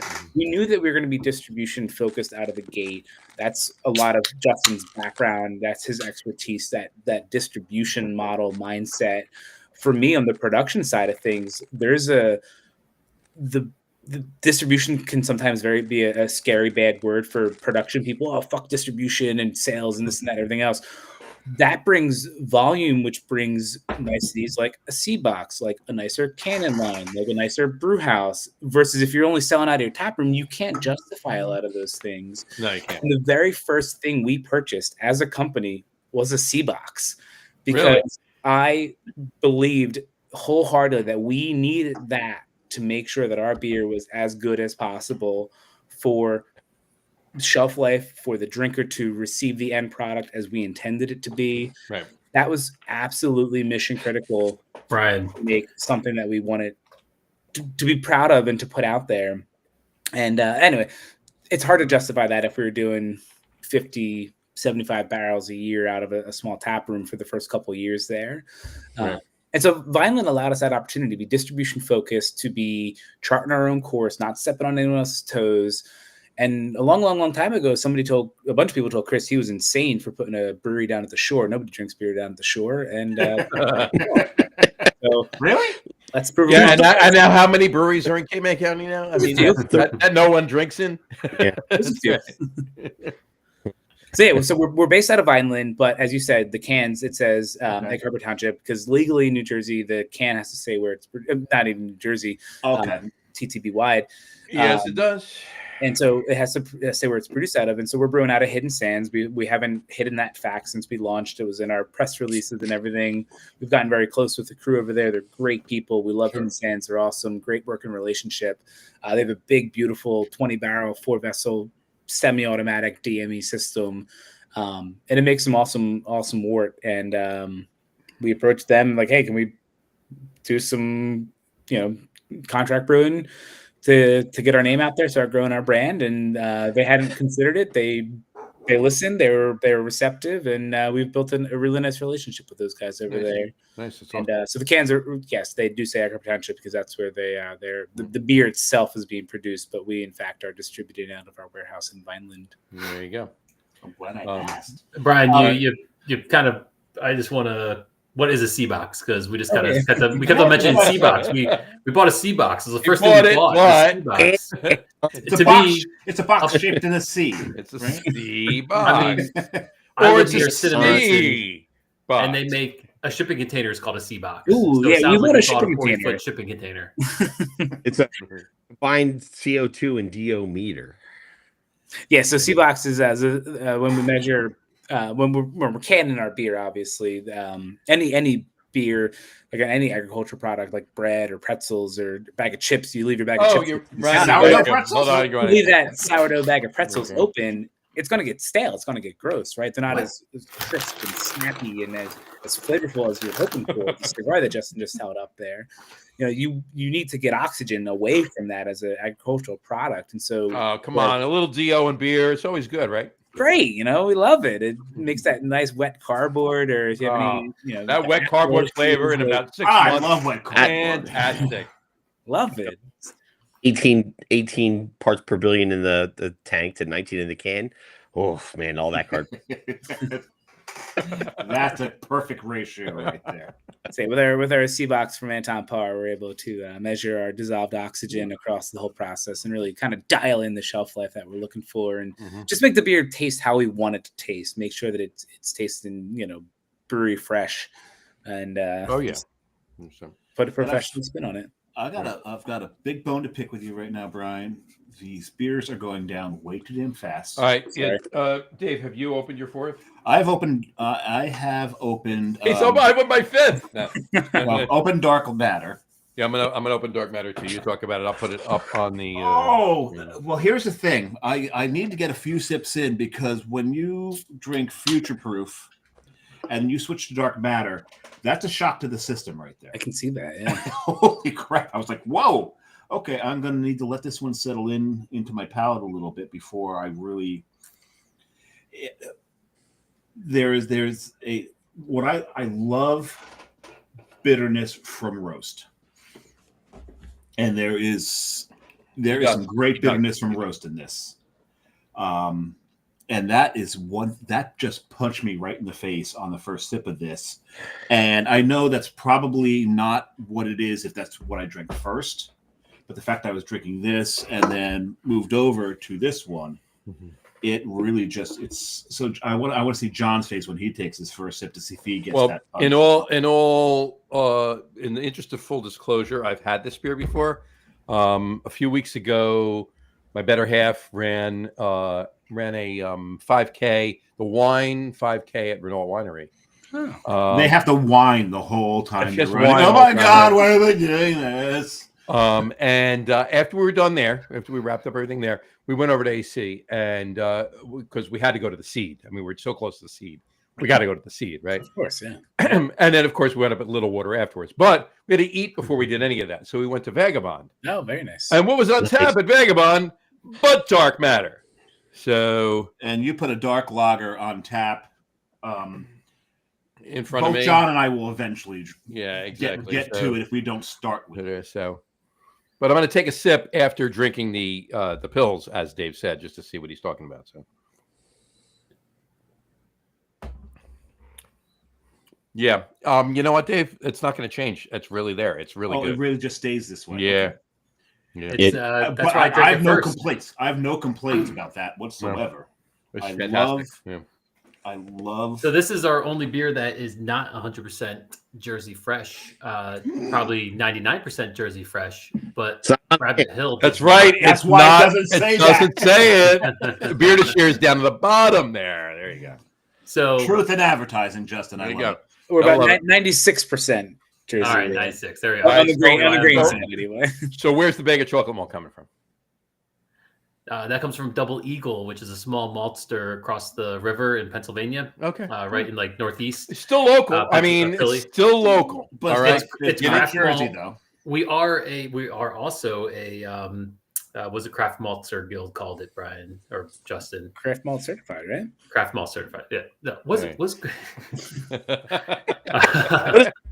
Certified meat. So we are 100% craft malt. Our maltster Rabbit Hill does not roast currently. They've looked into it. It's just they got so much going on with the base malts, the Pilsner, even some Of course. No, colored malts. yeah, they do there. And Yeah. So they just don't have the ability to roast right now. And so we went across the bridge, and they're a small maltster. It's a really cool operation. Which bridge? Oh, sorry. Yeah, you guys. So many No. bridges over there. No. He just means specifically to was The it ones over the Franklin? Delaware. Was it the Walt Whitman? We- Was it We went Commodore over. Perry. We went over. I think I probably took the Walt Whit. Okay. No. the Malt Whitman? He took the Malt Whitman. He took- And so we Point went for over. Johnny. There you go. I'm back up to 0. Yes. We crossed over what was formerly the Delaware River, now the New Jersey River, going by Wander Back Beerworks. And we traveled. Point. Okay, there's one for Chris. Max is in the lead. We went to this little small house, and they work with they're just a malt house. So our malt house in New Jersey, Rabbit Hill Farms, is a farm and malt house. So they're growing everything, most of what they malt. Right. This place is a malt house. It's crazy. It's in the middle of Northeast Philadelphia. You wouldn't expect a malt house there, and you go in. I'd expect some other houses there. A malt house. And they got this Frankenstein drum malting unit, super cool, that they built themselves. And so they're just doing great things over there. And they also have a roaster at one of their farms that they get their malt or their barley from. And so we bought a bunch of their malt. I hung out there for a while, and just a really great crew there, making great product. And so that's and we want to work more with them. We want to actually use some of their base malts too in some of our beers in the future. Their New Jersey Fresh program is called PA Preferred. So we would love to do a PA Preferred product as well. Yeah, because it's still a local farm. We're all about supporting that local farm. It's still local. Yeah. It's still local. I mean, honestly, they're more local than if you were working with a farmer up in Hackettstown, New Jersey. Yeah, True. Yeah. Different state, still closer. So I mean, talked about it before. We talked about it in interviews and discussions that when you go over to the Czech Republic or Germany and you go to a brew house, they're on the farm where the malt is grown, and it's that same homage to the beer. It's, it's not sitting nothing against it. It's not sitting in a shipping container going across and it's sitting in a warehouse and then coming to you. It's fresh, as fresh can be. Yeah, a Czech Pilsner is not, they're using Czech grain because that's where they are. A German Pilsner is using German grain because that's where they are. They are, yeah. We're here in Jersey. Let's use Jersey grain. Jersey grain. Because that's where you are.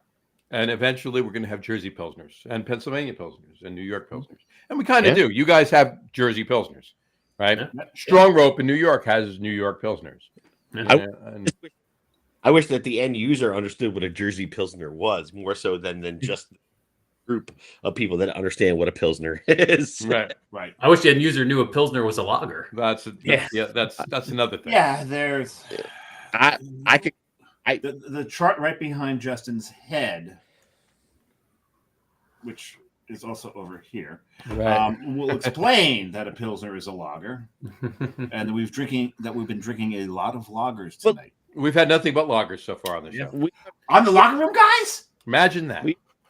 We're the 1% of the beer drinkers in the world that understand all the different classifications and styles of beers. But when you look at the 80% of the beer drinkers in the US, they don't know that a Pilsner is actually a lager. And then you're going to go and you're going to see a person say, "Oh, lagers," and they're on the shelf of the Bitburger Pilsner at the store and not realize that that's actually a lager that you're drinking. I got news for you. Probably 60% of the craft beer drinkers in this country probably don't realize that an IPA is an ale. Right. Unless it's a Wander Back IPA. That's a last. Spoiler alert. That's last. Like an IPA is an ale. Why don't you put the word ale in IPA? We did. Couple quick comments. Jeff Moriello from Double Tap. Hey, all. Glad I stopped in. Wander Back beers are delicious. Thanks, Jeff. Hey, Jeff. Thanks. You're chatting with Jeff over at AC Beer Fest all Saturday. Jeff is great. There you go. And Al Gattulo. Great seeing you guys in AC this past Saturday. Cheers, boys. Al, we will get you beer soon. I promise you. Shoot us a direct message. I keep forgetting to give us your address. We will mail you some beer. Wait a second. We got beer before Al did? Oh my God. Man. That never happened. Ever happened. Oh, this is I was in charge. And I do have to say that I would have been at AC Beer Fest this year. We would have been at AC Beer Fest. We would have. We would have been at AC Beer Fest and Coastal too, but I had to go to a wedding. My cousin's son got married, and he's actually opened up a distillery too. In the next few weeks, Wheelhouse Distilling in Neptune will be open. It's actually in the old space of the rum distillery that was there. I forget the name of it, Dachshund or whatever. Anyway, they have bourbon, they have vodka, they have gin, they have a few others. But right in the heart of Central Jersey. Right, yeah, right in the heart of Central Jersey. I had to go to the wedding, so we didn't do AC. So, but I will tell you this: I a little while back though, I went to I was actually at a wedding. There was 2 antennas that got married. It was weird. It was weird. So the ceremony was all right, but the reception was fantastic. All right. John just got deducted another point. He's in the negative again. No. But speaking of the go ahead, Justin. Oh, Justin, your audio. Your audio keeps cutting out. That was a lovely Vogue pose. That's a lovely Vogue move. There you go. But speaking of receptions, the wedding John was at, the reception, they had craft beer on tap. They had craft beer on tap. No, seriously though, no lie. Actually, no joking around. We're at the Hamilton Manor. All right, it was in Hamilton, so it's in Mercer County. But what counties have we not mentioned tonight? I know, but just above Burlington. That's why I was talking. Morris, Sussex, Passaic, Essex, Oregon, Somerset, Warren, Hunterdon, Monmouth. That's like a lot of North Jersey. Mostly North Jersey. Yes. Yeah. Anyway, the 36 on the Parkway. Exactly. So, whatchamacallit? But they had 16 taps of craft beer, and it wasn't. But it wasn't like they didn't have other half and like Cane or anything like that on. But they had Yards IPA. They had Yards IPA. This is the picture that John shared. I did. They had Yards IPA. They had two Spellbounds on tap. Oh wow! Ooh, some New Trail. You got some New Trail. The New Trail on. They had it was like a Stella. Was that Evil Genius? Yes, Evil Genius is up there. Yeah, Yards. Was it Neptune Place? It's 100. It was Hamilton Manor. Hamilton Manor. Hamilton Manor. Yeah. Not the Neptune wedding. This is a different wedding. No. This is a wedding that I was at on Saturday. Oh, I thought you said that was in Neptune. No, he's opening in Neptune. Oh, the guy that got married, my cousin's son, got married. He's opening it. He's opening his distillery right next to those teetotalers in Ocean Grove. Right next to the big drinkers in Ocean Grove. Yes, exactly. I think they concern themselves with Bradley Beach and Asbury Park a little bit more than Ocean Grove. So because a lot of drinking going on in Asbury Park. It's not too far away. I'm in Belmar. I'm right here, so I could walk to his distillery in about. Well, I'm right next to Belmar too. With a W. With a W. You have a W in yours and an extra L. Belmar. It's funny. Al just commented on the CNS, and I said, "Oh yeah, that's true." He goes, "Some people are more special than I." Al, no one is more special than you. He just sent me his address, so Al, we'll get you some beer. Al, we will get you some beer. I was just on a couple weeks ago. He was just on the show. I'd like to say, in my defense, Brian was in charge of Al. I was in charge of the laundry. And what is he brewing? And I made sure Chris knew that it was Belmar without a W when you said Belmar in your email. So, Brian, thanks for slacking.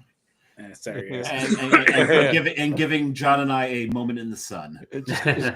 Well, they're fleeting, so we enjoyed it. They are fleeting. Not for Al. They are. He's one of the bright lights out there. Absolutely, 100%. But very important to note. Al's birthday is the best birthday on the calendar, bar none. Because it's also my birthday. It's not. Oh, that's right. Wow. I am older, but yeah. But anyway, all right. You know what? There's a few other things I want to talk about Wander Back, but I think because of the banter we're doing right now, I think it's a perfect time to segue into our top 3 list. Ooh. What do we all think about? Oh, Justin just cracked his knuckles on this one. He's ready to go. Make Justin go first because he seems to be ready. Justin seems to be ready for it, does he? He does. I like homework. You're weird, dude. Yes, I am. Yes, brought to you by Wander Back Beerworks. He's a magician. Of course, he's weird. So we do our top 3 list every week, and I haven't said this in a while on the show, but we do a top 3 list because for 2 reasons. One, when we first started the show 5 years ago, it was just Dave and I. The first 7 shows, or first 7 or 8 shows, 7 or 8, were just Dave and I. We didn't have any guests. Then we started guests after that. Anyway, I'd look it up if I could work my mouse. And it sounds like a personal problem. But and the mouse hates it. And the mouse hates it. Yeah. But we did. I keep getting letters from PETA. 1933, the repeal of prohibition. 3, 3, 2 threes, top 3, 3 and 3. So that's why we did that. But the other thing is, if we did a top 10, it would take too long because Dave and I usually have 4 or 5 anyway, even in the top 3 list. So, this is but and it's funny that you said the repeal of prohibition. The repeal of prohibition is what has hindered the growth of breweries in the state of New Jersey since 100%, because they made all the laws then and haven't changed a damn thing since. Well, no, they tweaked a little bit. They tweaked it here and there, but they haven't really changed everything overall since 1933. Right. But 92 years.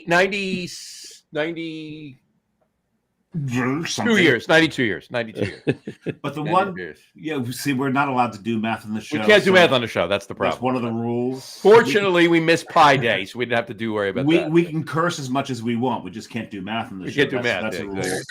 And this episode never really happened, right? Because it's April Fool's, so it's all just right. It's we're not broadcasting. We're not broadcasting. John and I are typing all the messages that are coming in. Anyway, and Brian Hink doesn't actually exist. He doesn't. No. Exactly. He's from the Simpsons. He's AI, right? He's from the Simpsons. Make some good beers. ChatGPT is making amazing beer. You know that Asbury Park Brewing did a AI beer? Yes, they did. They did. They did let AI write the recipe, and they looked at it and went, "Okay, we need to tweak this." Yes. Immediately. 100%. All right. So today's top 3 list is in honor of the brewery, in honor of Wander Back. Top. That's not you guys. That's 4 beers in, John. Exactly. Top 3 favorite things we'd like to wander back in time for. Top 3 things we'd like to wander. Now we're talking within our own lifetimes. We're not like going back. Yeah, no. I don't. Yeah, no. Things that we've personally, but you know what? If you interpret it like having a time machine and going to see a Diplodocus. I want to go back and see this signing a Declaration of Independence. I mean, that's a little stretch, but have at it if that's what you want. Now we talked about this. Like they'd let you in there. When I talked to you guys before, we talked about like if we were just going to make this beers, but we've done a couple of lists of beers that no longer exist that we'd like to go back and have or whatever we missed or whatever. So we've kind of done that before. It's unfair to you, but you can have at it. You can do beers if you want. Top 3 favorite things we'd like to wander back in time for. And it could be anything. So have at it. Justin first, because we know he's ready. There you go. I went almost a time machine. So just so you guys know, but not that far back. I'm gonna, in no particular order, the first thing that I would go back in time to was the 1950s and the 1960s to hang out with Ray Bradbury. Oh wow! Well, there comes that Invisible again into this. Well, the second thing would be the early 1900s to hang out with Harry Houdini. And when you say hang, it's almost literal. Yeah, literally upside down. Yeah. In a straight jacket. I would love to be my age now and go hang out in the late 1980s to fix all the stuff that you got wrong. Yep, I'm there. All the colors, all the music, all the noise, all the fashion. I'm in. All right. So those are remember that for when I come around. Yeah. Hold on. So you're saying Ray Bradbury? What was the second one? Harry Houdini in the Harry Houdini 1900s, and then in the late 80s. 1980s. Okay. Eclectic, right? We post this, so I have to type it all. Yeah, 80s were fun. Yeah, so 80s, the fashion. All of it. Some of it regrettable. Dave and I were in our 20s in the late 80s, but let's leave it at that. I was in my single digits in the 80s, so yeah. All right. I think I speak for me and Dave when I get you this. Hold on 1 second. I missed out. It's in here somewhere. Oh, here you go. There it is. Perfect. He's got a stock of those down there. I do. I have a lot of them right here. I think I have one of those today for somebody. He usually reserves those for when I'm traveling and drinking beers that he absolutely loves where they are. And he's in Germany, and he's at Schneider Weiss, and sends me a picture of Bratwurst and Aventina's Tap 6 at 7 o'clock in the morning here. And Tap 6 is over my left shoulder. Right. The actual tap that's that when they I give pour him it these off sets. of. I've got a million of those for him. He's got one of those fingers that points upwards. Amazing. We're number one. Exactly. That's the jersey. We're number one. Yes. Exactly. Anyway, all right. Which one of the other two you want to go next? Max Power. Me? You pass Max it off Power. to you, Max. Max Power. Go for it. All right, so I also misinterpreted and I chose Terminator rules where I could go back and I like possibly it. use my favorite No. How history. about it? No. This is fine. You can do any of that. Only for one of mine. Only for one. So my first one, I've always wanted to go back to like the turn of the century. We're talking like 1900, late 1800s, and check out one of these breweries during the Industrial Revolution. I mean, you see the diagrams and they just look so cool. Like just they're giant, they're taking up full city blocks, and I just got it. And the machines, they look like torture devices. I just got to see that. Yeah. What's interesting is one of those breweries you talk about, there was one in Union City. It is one block. It was one block that way. I can't remember the name of it. I passed a sign every damn day. There's a historical marker for it. Now it's condos, right? Actually, no. It is a hardware store. Okay. And I think it's a employment placement agency. Oh, I accept hardware store. Yeah, it works. I lived in Philly for a while, and I lived catty corner to the old Schmidt's Brewery and Ortlieb's. So I got to see the old spent grain silo. They just left that thing there forever. Every time I parked my car there, I got my window broken. It was great spot. But Well, yeah, I you know what? I think I love Schmidt beer, and I'm not sure it's because it was because of Mike Schmidt, or because I love the beer. Do you remember that one Schmidt's beer that they released on SNL that one night in that commercial that they did with Adam Sandler and Chris Farley? I know they did a Schlitz. No, it was Schmidt's. It was Schmidt's Gay. Schmidt's Gay. Oh, I thought it was Schlitz. Schmidt's Gay would make a lot more. Schmidt's Gay. It was Schmidt's Gay. If I'm you gonna had a cut- thirst for beer and I'm you were gonna cut gay, you it off was now. There's Phil Hartman doing that voiceover. Oh, Go ahead. Simpsons. the Go ahead, Schmitz Jeff. family, the Schmitz family still has a brewery going in Philadelphia right now. Yeah. It's Von C, a 6th generation brewing the same recipes that his whatever that great grandfather was. You say that, I knew that. I did know that. Yeah. Von Very C cool. is doing that. Von C is doing that. Is Fantastic liquid over there. You're right. Right outside you're of King of Prussia. right. Yeah. Out of King of Prussia. Okay. So, Outside. Just outside. I Yes. think it's Norristown. Norristown. It's Norristown. Yeah. Yeah. Norris. Okay. Yeah. So I just love to see that. It's also, we kind of look back and like we create this like mythology around these old breweries, right? Like, oh, they were doing things better then. And you go there and you tell them, hey, we got stainless steel unit tanks. They'd be like, holy shit, I wish I had stainless steel unit tanks. I wouldn't be dicking around with this. I want copper though. Right, nowadays, yeah. But yeah, I just love to just be a fly on the wall, seeing an old industrial brewery like that. Just be incredible. I'm an engineer by trade, so I guess that kind of plays into that. Number two, I would love to go. We talked about it earlier, actually. I would love to go back to that Yards brewery back in that time, that early mid 2000s, and just that, because that's just such a memory for me going there and just to re-experience that and just drink those beers again and just go back to the beginning.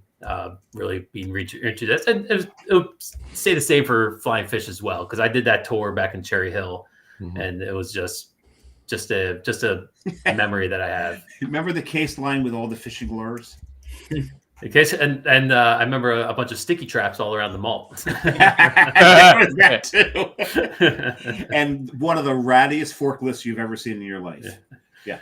But what Gene did was incredible. I give him so much respect, and I think it's kind of lost these days, is like really what he contributed to the craft beer scene. And for New Jersey, like what we have is because of him.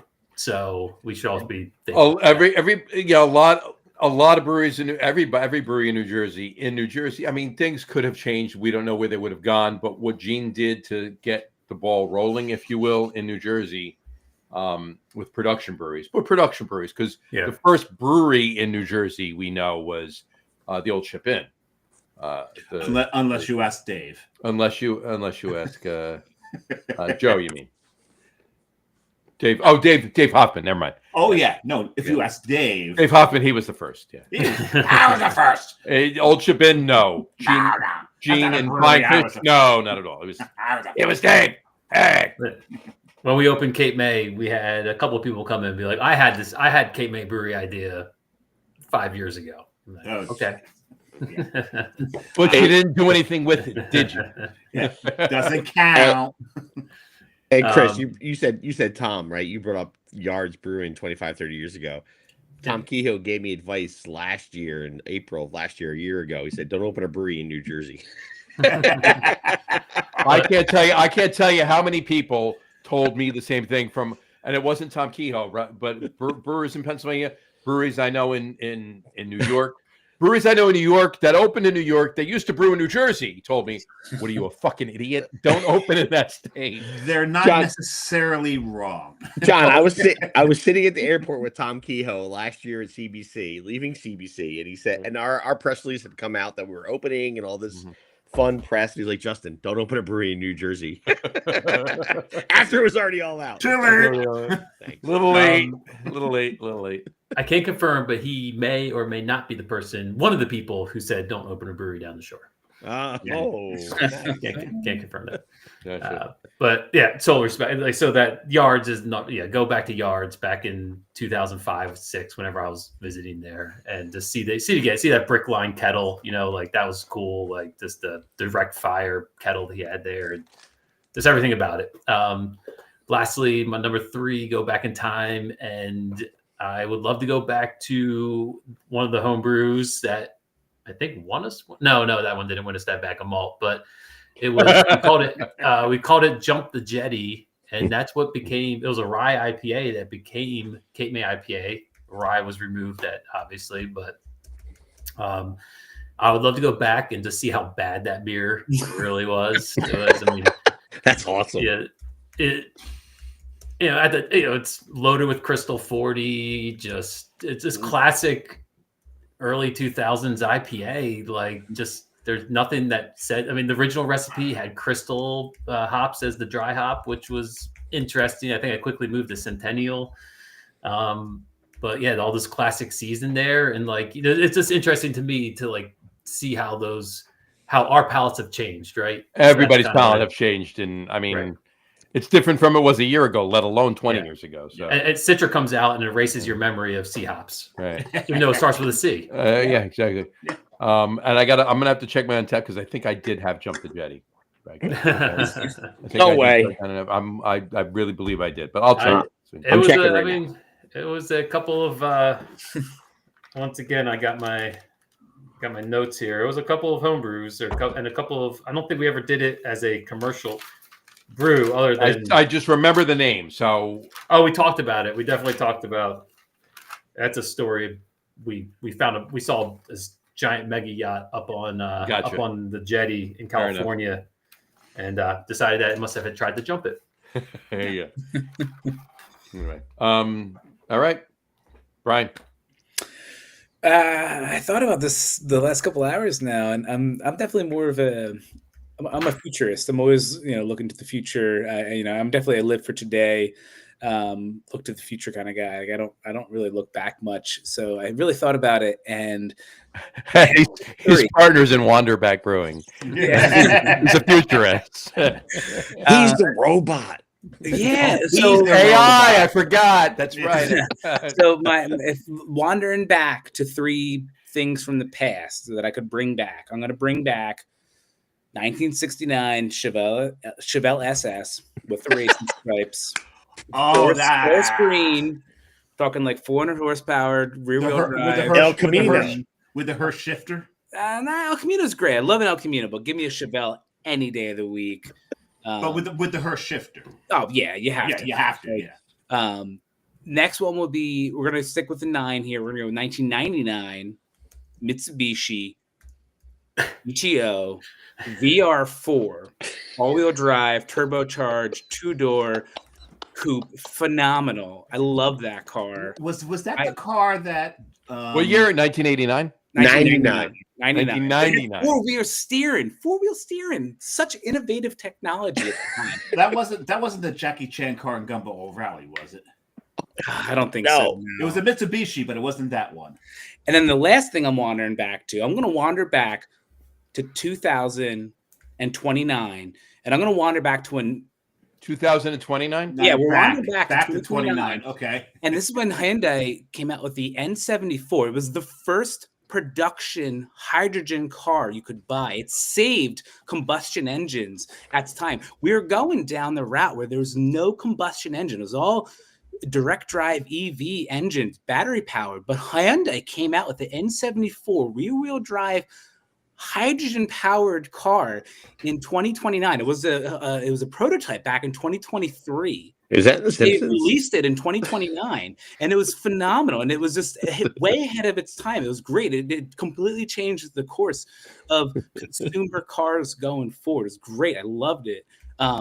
He just future Wait, read. I'm sorry, wrong He just- timeline. We're gonna John, he just future readed Red Barchetta. He did. Yeah. He did. We're not talking about that. That was a prototype car. Never mind. Cancel that one. I don't know. Was that Brian is- Futurama or Brian is on Simpsons a reference? I don't know. the flat circle of time right Well, now. he is I'm in AI, that so he's circle, speaking yeah. to us from 2300. So for Brian, I mean, this is just an archive of human interaction to train our future overlords, right? Exactly. yeah. So Brian, for, Now he just switched from Red Barchetta to 2112. But yeah, that's besides the point. he did. But his time for him does not flow literally, does it? Or No, liter- no, or It doesn't go linearly. Yeah. Literally, Oh. literally. Yeah, I threw a T in there somewhere, or literally, for that matter. With a Time is straight not literal face, for him. no Right. flinch at No, all. no time. There you go. All right, Dave. Well, for an honorable mention, I'm going to say I would really love to wander back for when I was under 200 pounds. That'd be Yeah, yeah. that's gonna take no beer. And that's not happening. I never did see any of your grammar school pictures, Dave. I mean, I think I made it to middle school before. yeah. No, I was a little shit in high school. It was college when I discovered beer. That did me in. So it's funny because I'm going to take a little bit from kind of all of you here. It's funny because this is how I kind of did it. One thing I would wonder back to, and this is not my lifetime, I would love to wonder back to the first batch by Henstefaner ever brewed.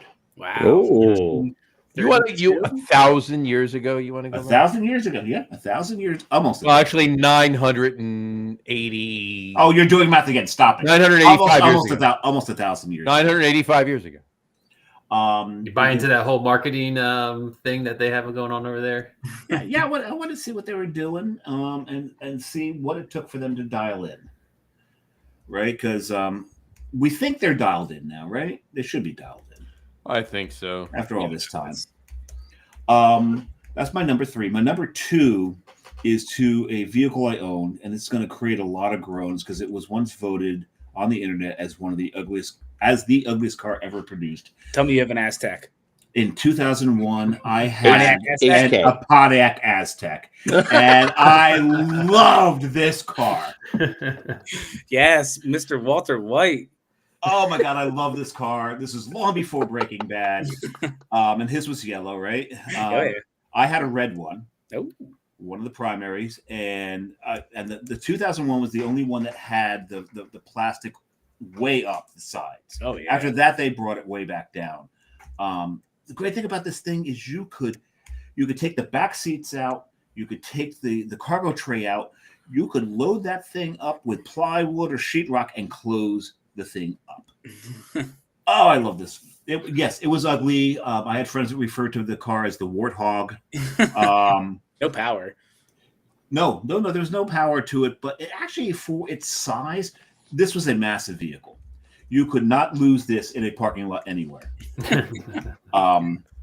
but for its size, it actually got pretty damn decent gas mileage, believe it or not. So, and the thing is, on the outside, it was awful. On the inside, the thing drove like a car. It had really good handling, believe it or not. So, I do miss that.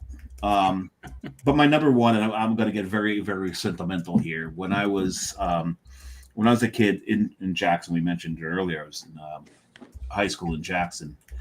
In the backyard, we had the sugar maple, and I could climb this thing in under 30 seconds right to the top. And I loved going up into this tree. And sometimes I bring a book with me. It was usually either Tolkien, Lovecraft, Asimov, sci-fi fantasy. That's what I read. And I would get all the way up the top branches. I'd lay across the top branches, and somehow or another, they'd support my weight. I'd be sitting up in this tree. The wind would blow, and I'd just sway in the branches, read my book, and man, I miss that feeling. That was such a beautiful thing. And the branches supported you?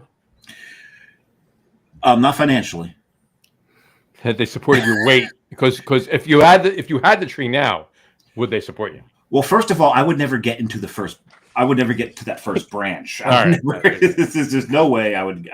It would take me probably about 30 hours to get up to the first branch, much less 30 seconds to the top of it. And if I never got to the top of it, at my weight, I'd probably break everything, come tumbling down. Yeah, it'd be back. How'd that thing look in the fall? Oh God, that was just gorgeous. The yellows and the oranges, man, that was something else. And back in those days, we didn't have quite the light pollution, so I'd be sitting up there, and I'd be up there. I'd go up there after dinner, right? And you have a little flashlight. I'd be reading, and you just had the sky. You could see the Milky Way back then, because Jackson was far away from a lot of the light pollution. It was still is. Dave, you brought up the Westfirland. And we talked earlier about the history and how I worked at a bar in Wildwood, and we had these beers, and there's 2012 drinking the Westfirland 12 cap. No, I actually had brought up Weizenfahrt. Yeah. But that's still a great call out right there. That's a fantastic. Yeah, West Letterman 12, 100%. That's 1,000 Well, and I always say this, and Dave knows this, and Matt says it too. Whatever. Westy, damn. Yeah, Westy 12 is amazing, but I'll be honest with you. Give me St. Bernardus 12. I don't necessarily take it over Westy, but it's definitely a very suitable replacement for Westy 12. And that was another time that Johnny gave me the finger because I was sitting in a bar in Manhattan. In Manhattan, but he had it. Yeah, I've never had Westy. I've had plenty of Westy. Tap. I've had plenty of St. Bernardus 12. Right. That was St. Bernardus 12 on tap. But he had it on tap. Like, where was there a keg ever? It's a Belgian beer bar. Actually, it's not that far off of. I used to frequent the Belgian room on St. Mark's before it closed. They never ever had St. Bernardus 12. Oh, this place did. Anyway. I'm eating Moule Frite and drinking St. Bernardus 12. There you go. You trigger some memories for me, Dave, because we had a pine tree in the back of our yard, and going to the top of that thing and then coming down covered in sap. You could not get that stuff off. Oh, how pissed was your mom? Oh my gosh, you ruined everything. Wish it God. was a sugar maple. Exactly. But that's one of my favorite memories as a kid, was being up in that tree. Up there. All right. All right. So me, I will tell you this first. I will say you've all evoked memories. I mean, I could list a million of them, right? Trees, the whole 9 yards. But I'll give you this. I'll give you an honorable mention that I wasn't going to say, but I'll throw it in there anyway because of all the other ones, especially with Brian you're talking about.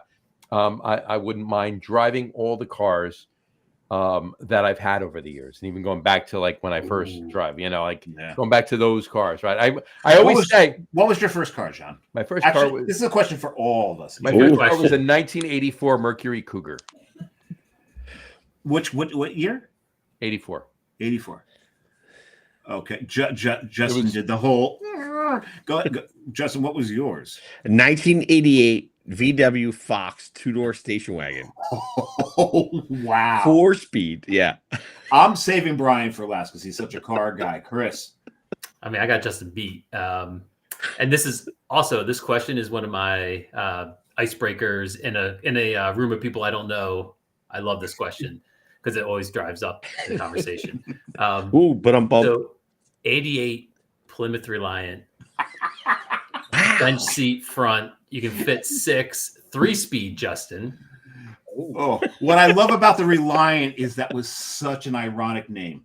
Yeah, it was nothing Reliant about the car. Yeah, but I how had many my people know radiator about Any blow. K car, it really was.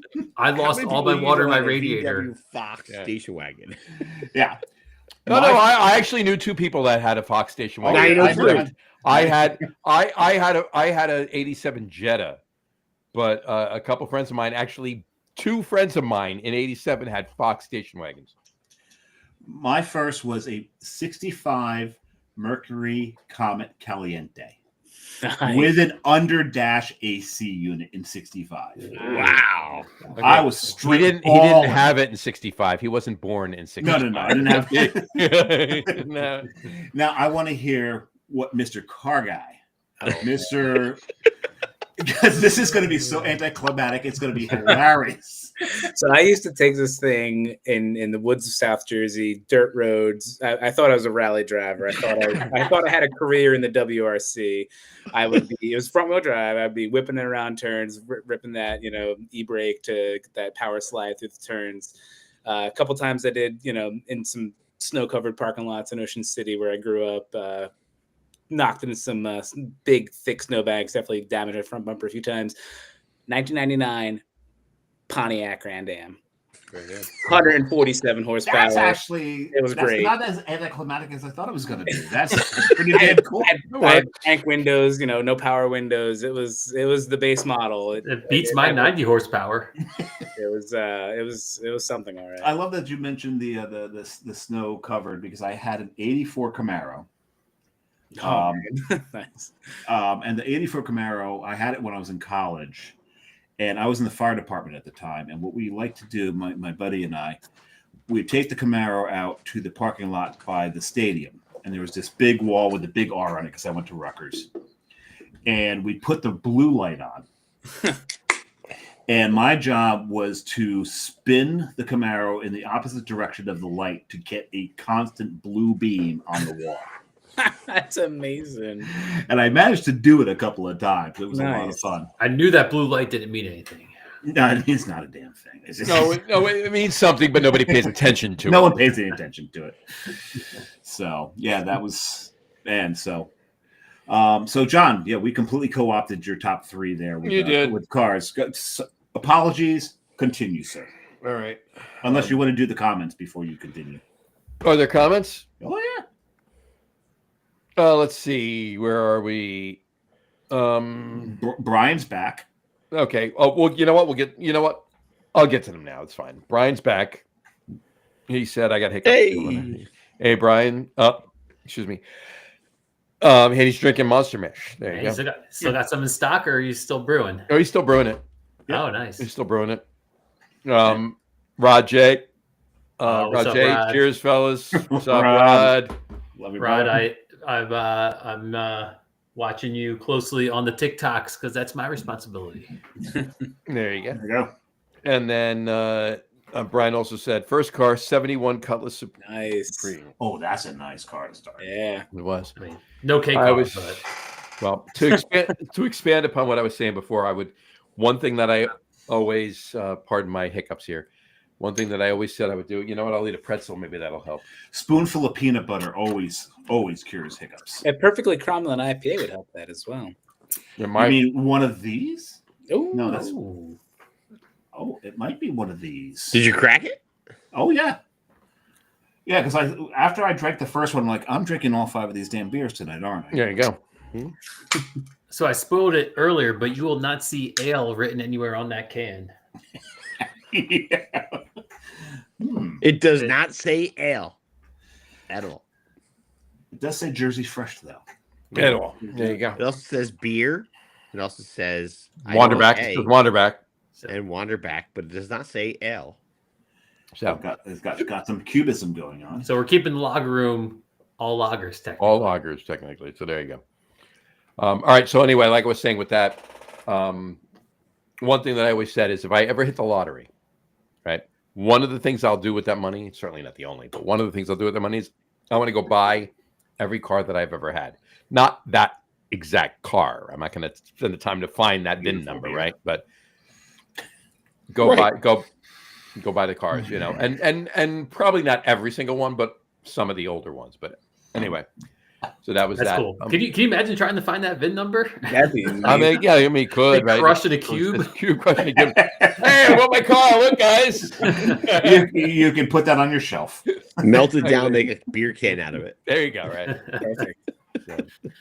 So there you go. So my top three are. My number three is I go back to the 1950s. I want to check out all the times and all the stories that my father had told me about the 50s. All right. The music, the cars, the times that they had, and just, I mean, you watch, I mean, I know obviously Dave and I are older than you guys, but I'm sure you guys have watched the show Happy Days at some point, right? Yeah.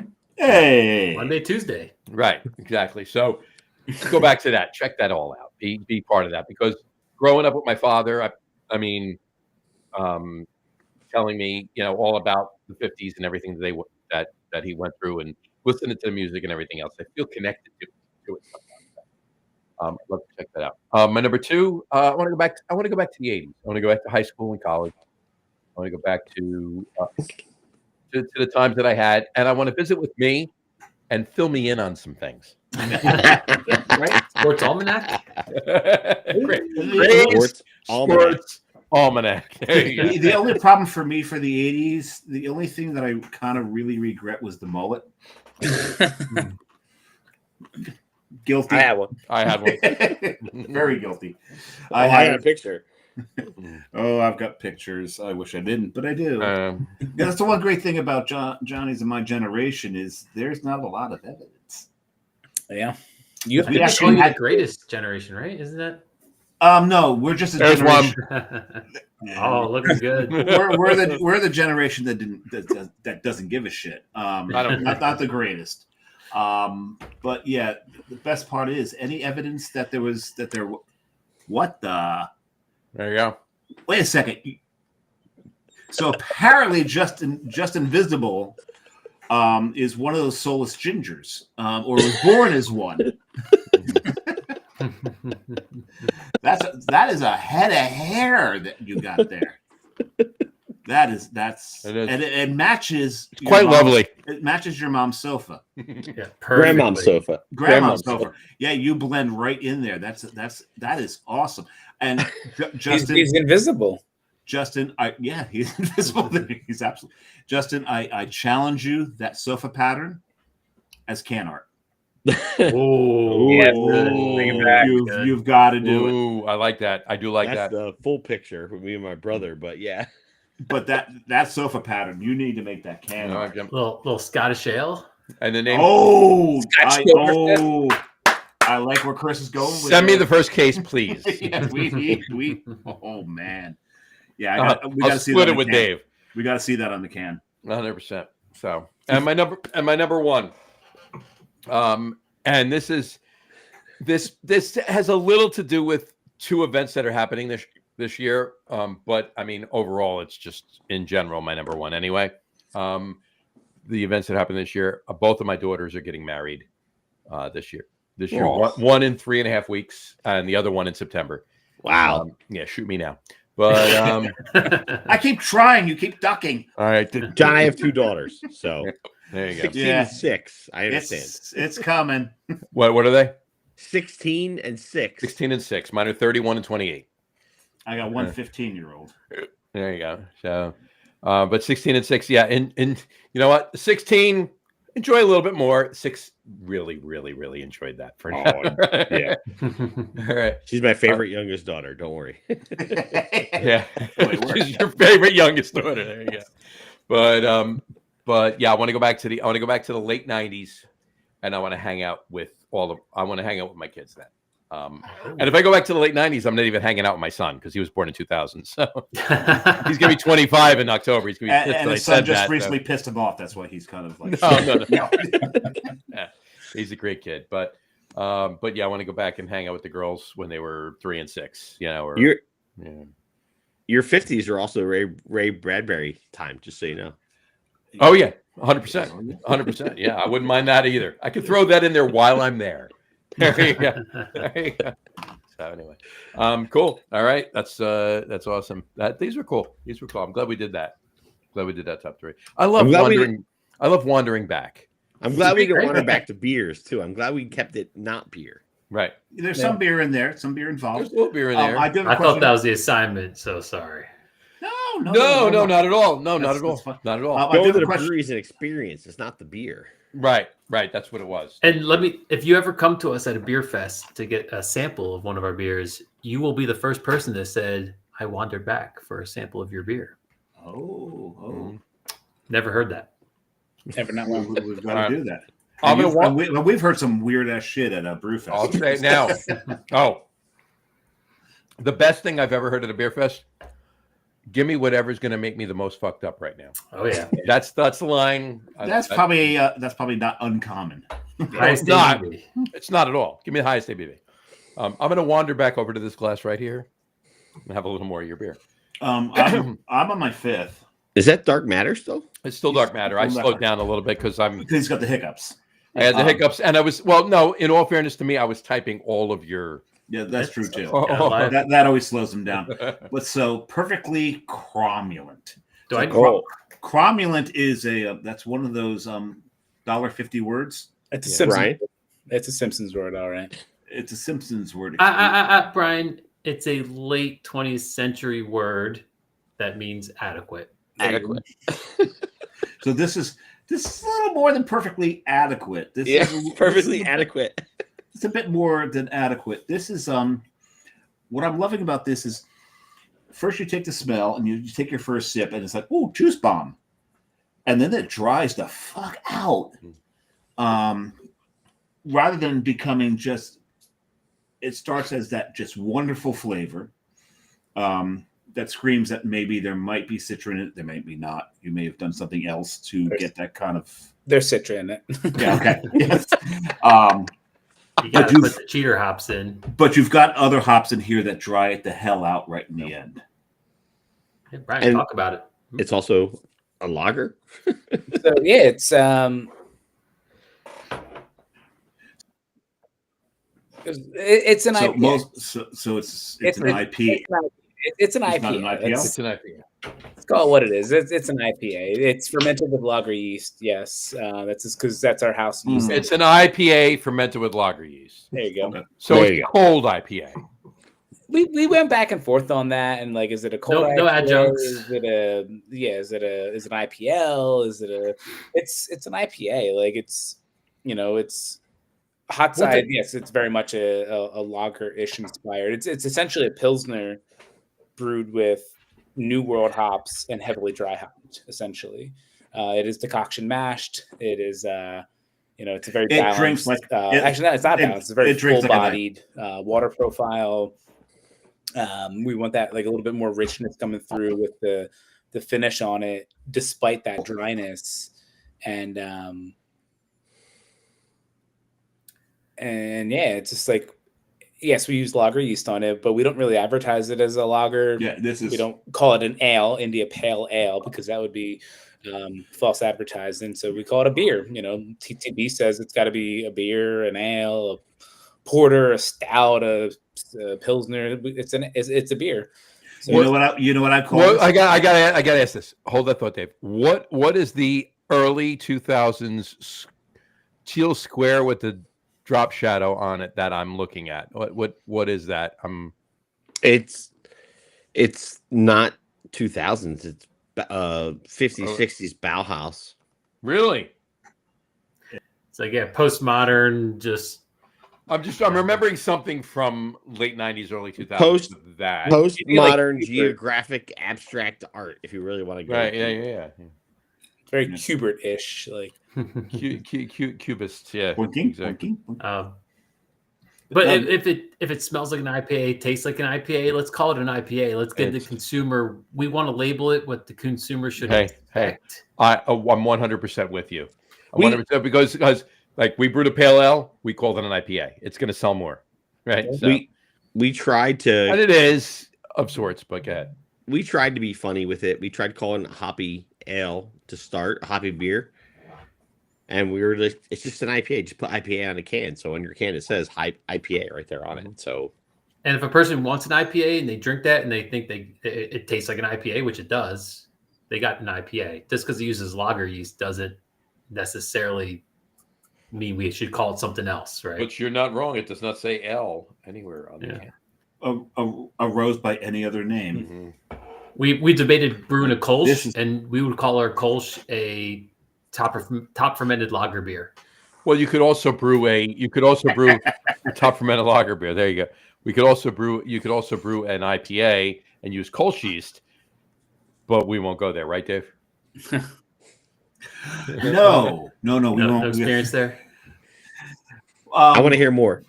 John, hold that thought, because tomorrow that beer may make a showing on our Is and that Chaser what you're show. using for your beer cocktail?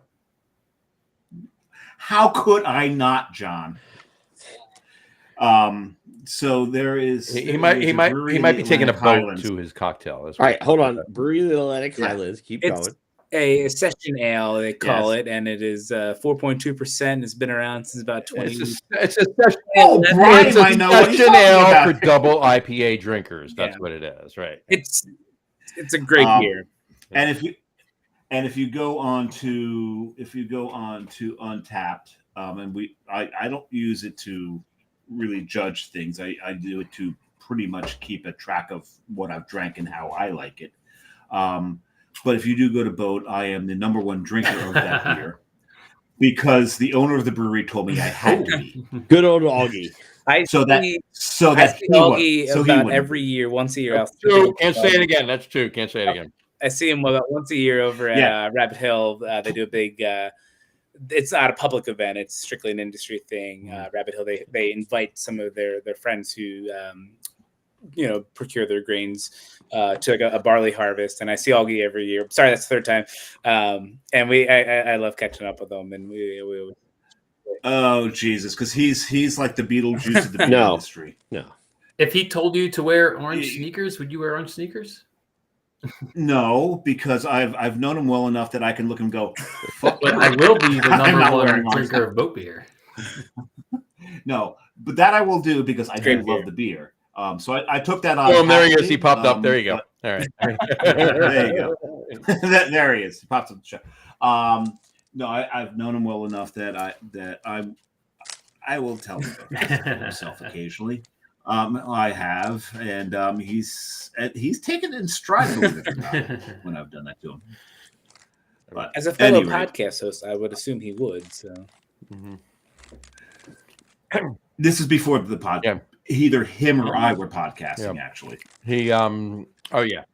I still don't know how the hell John Hall puts up with it. He was, but Augie's been around as long as Chris has, right? Like just a couple months after. yeah, They opened in 2011, yeah. Yep. And Kane. And And yeah, Tuckahoe, Mike. and yeah. And Mike. Yep. Him, Mike, Yeah. Mike, and he who shall not be mentioned opened within a month of each other. Yeah. So the story is, and I'll tell you, and everybody on the show that's a longtime listener knows this, but I'll tell you really quick. So what happened was, we've been doing the show almost 5 years, right? So about 8 months in, we had Jesse Ferguson on the show. Oh, And Jesse Ferguson was Carton's original brewer, and he Right. opened a bitter bar, right? Developed boat. Right. He bought Kate May's old cooler back in about There you go. 2017. There you go. Oh, Chris don't remember that at all, but It's all very incestuous in this industry. Yeah. So anyway, so we have Jesse on the show. So we start the show, and we're in it about 15 minutes, and Augie texts me. He said, "Shit, I forgot Jesse was on the show tonight. Text me the link. I want to come on." I'm like, all right. I don't say anything to Dave or Jesse. Dave is saying a sentence, and I honestly, for life, it's 4 and a half years ago. I don't remember what it was, but he said Augie 3 times in a row in one sentence. He said the word Augie, right? So Was And- the word "fuck" in that sentence? I don't know, at but any he point? said it, right? Well, I mean, Probably. we're talking to Jesse, right? So we're talking about Carton, right? And And just then he pops up, and I throw him on the show. So he just popped up. The third time he said Augie, boom, he popped up on the show. So Like the running Beetlejuice. joke has been like Beetlejuice to say Augie 3 times on the show. He That's pops up. So, Oh man. Well, we've said it like 7 I- times now tonight. well, obviously he's not Yeah. popping up on this show. So it was Nope. a joke. It wasn't for real. So That's awesome. anyway, so that's the but anyway, so all right. Look, let's talk about the 200-pound, 300, 400-pound elephant in the room that we haven't even touched on yet. You guys got to No, not you, Not you, Justin. Justin. You're no. you guys got a space. You're in Vineland. You're opening. You got it. You're adjacent to the movie theater. Talk about it. Tell us. Let us know. Well, it's a live theater, not a movie theater. Live theater. Yeah, they have they That's bring right. I Wait a second, apologize. do You're you- right. Yeah, that's right. Obviously, Do right, you but- do your magic act there, Justin? Not yet. He will be. He will Not be. yet. Open an You act. have to work that out. You have to. When you have dates for that, let us know. We will post it on Locker And Room be Guys. there as well. Uh-oh, he wants to get something. Oh, my God. I mean, Did I insult him? Did No, I he wants to insult get something, I him? guarantee you. I thought the elephant in the room was we are on beer number 5 and no one has left for a bio break yet. I'm getting close to it, but I'm gonna go. I usually take my bio break when do my top 3. So I'm shocked he didn't. because I don't care. No, I'm joking. Oh, yeah, Justin forgot to mention not just magic, sideshow. Oh, yeah. There you go. That was a mouse. He trap. just killed a rat, and now he's gonna put on his tongue. Oh, yeah, don't ask him. Oh. Don't do it. Oh no! I thought you were going to do what? I thought you were going to do Agatha Christie. Well, Agatha Christie wrote. I grew up Anyway, reading go those ahead. books. Yeah. Yeah, so you know what I'm So- talking about. Yeah. So Vineland, since early on, Brian kind of mentioned Vineland. We kept on meeting in Vineland because it was really the middle point, right? We got Cape May County, Atlantic County, Camden County. Yeah. Let's meet up. Let's play disc golf in Vineland. Let's talk about the project. Not for nothing. I was playing disc golf when we called it frisbee Oh. golf. Before you guys were making the actual Yeah. discs and had to change the name. 'cause You were it was no frothing longer in Central Park. Frisbee. Actually, no. At Rutgers, Cook College and Douglas College had a frisbee golf course through. So you're throwing at trees, I bet. Just I'll- trees with targets on them. There was actually fewer trees than people deal with now. I'll be honest with you. I've thrown frisbees my whole life. I've never played disc golf. I've played a lot of golf. I don't know if that makes me old or not, or just I honestly have never played disc golf.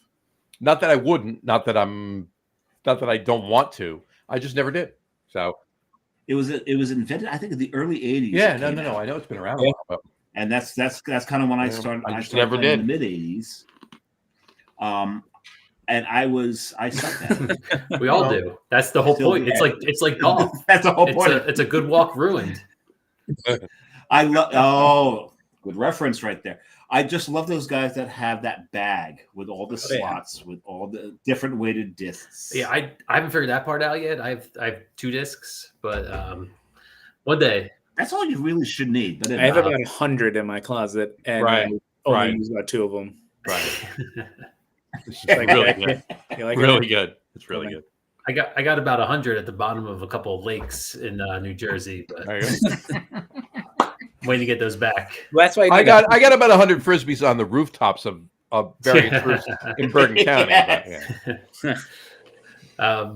So we kept on. Vineland just kind of kept on being central to our story. Brian would bring up, like, hey, there's no brewery in Vineland. That makes sense. It's I don't know if you heard it earlier, but Brian mentioned Vineland is the biggest city in New Jersey. Really?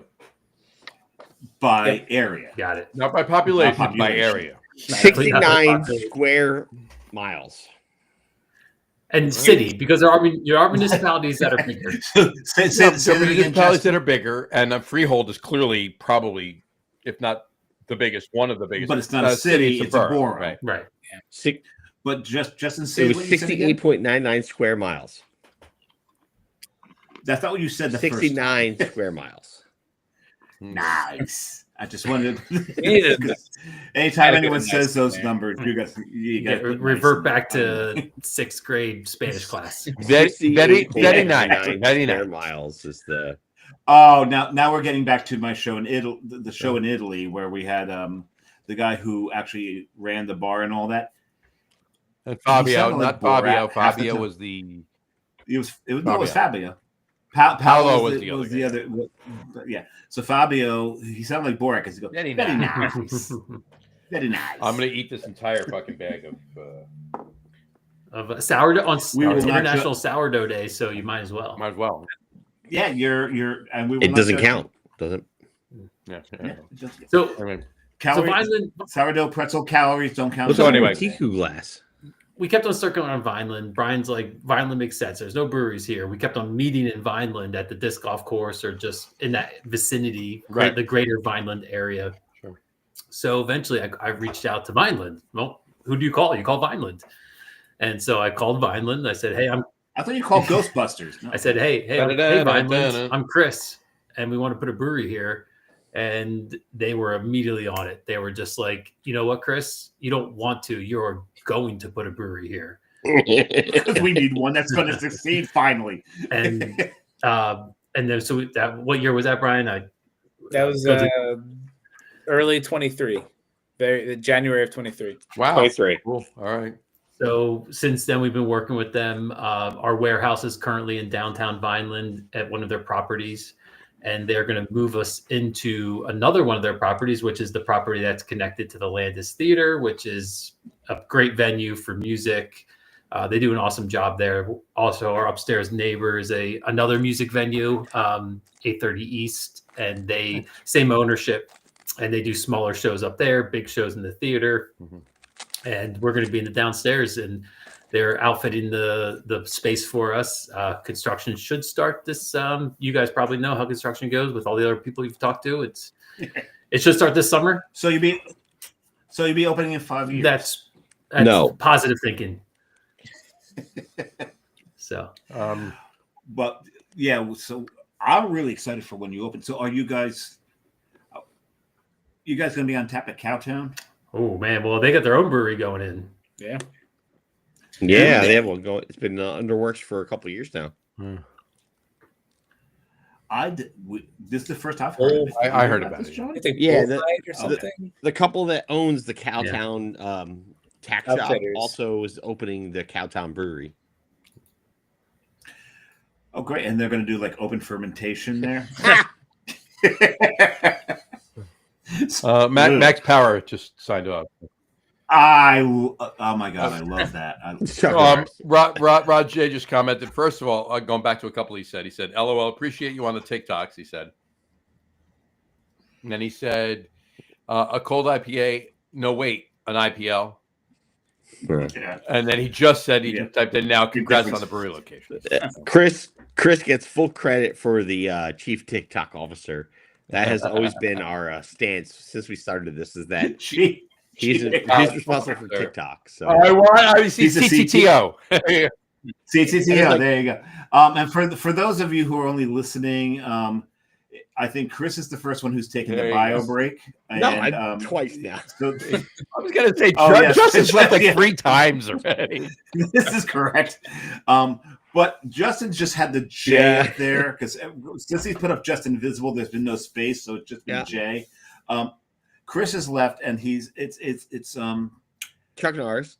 It is Norris, Chuck yeah. Norris, and it's Chuck Norris, but this is from Loma McQuaid because he's got the two. Is it Lo McQuaid? Oh, It's got to be Lone Wolf McQuaid. I think it's Lou McQuaid. Yeah, I think it's Lou McQuaid.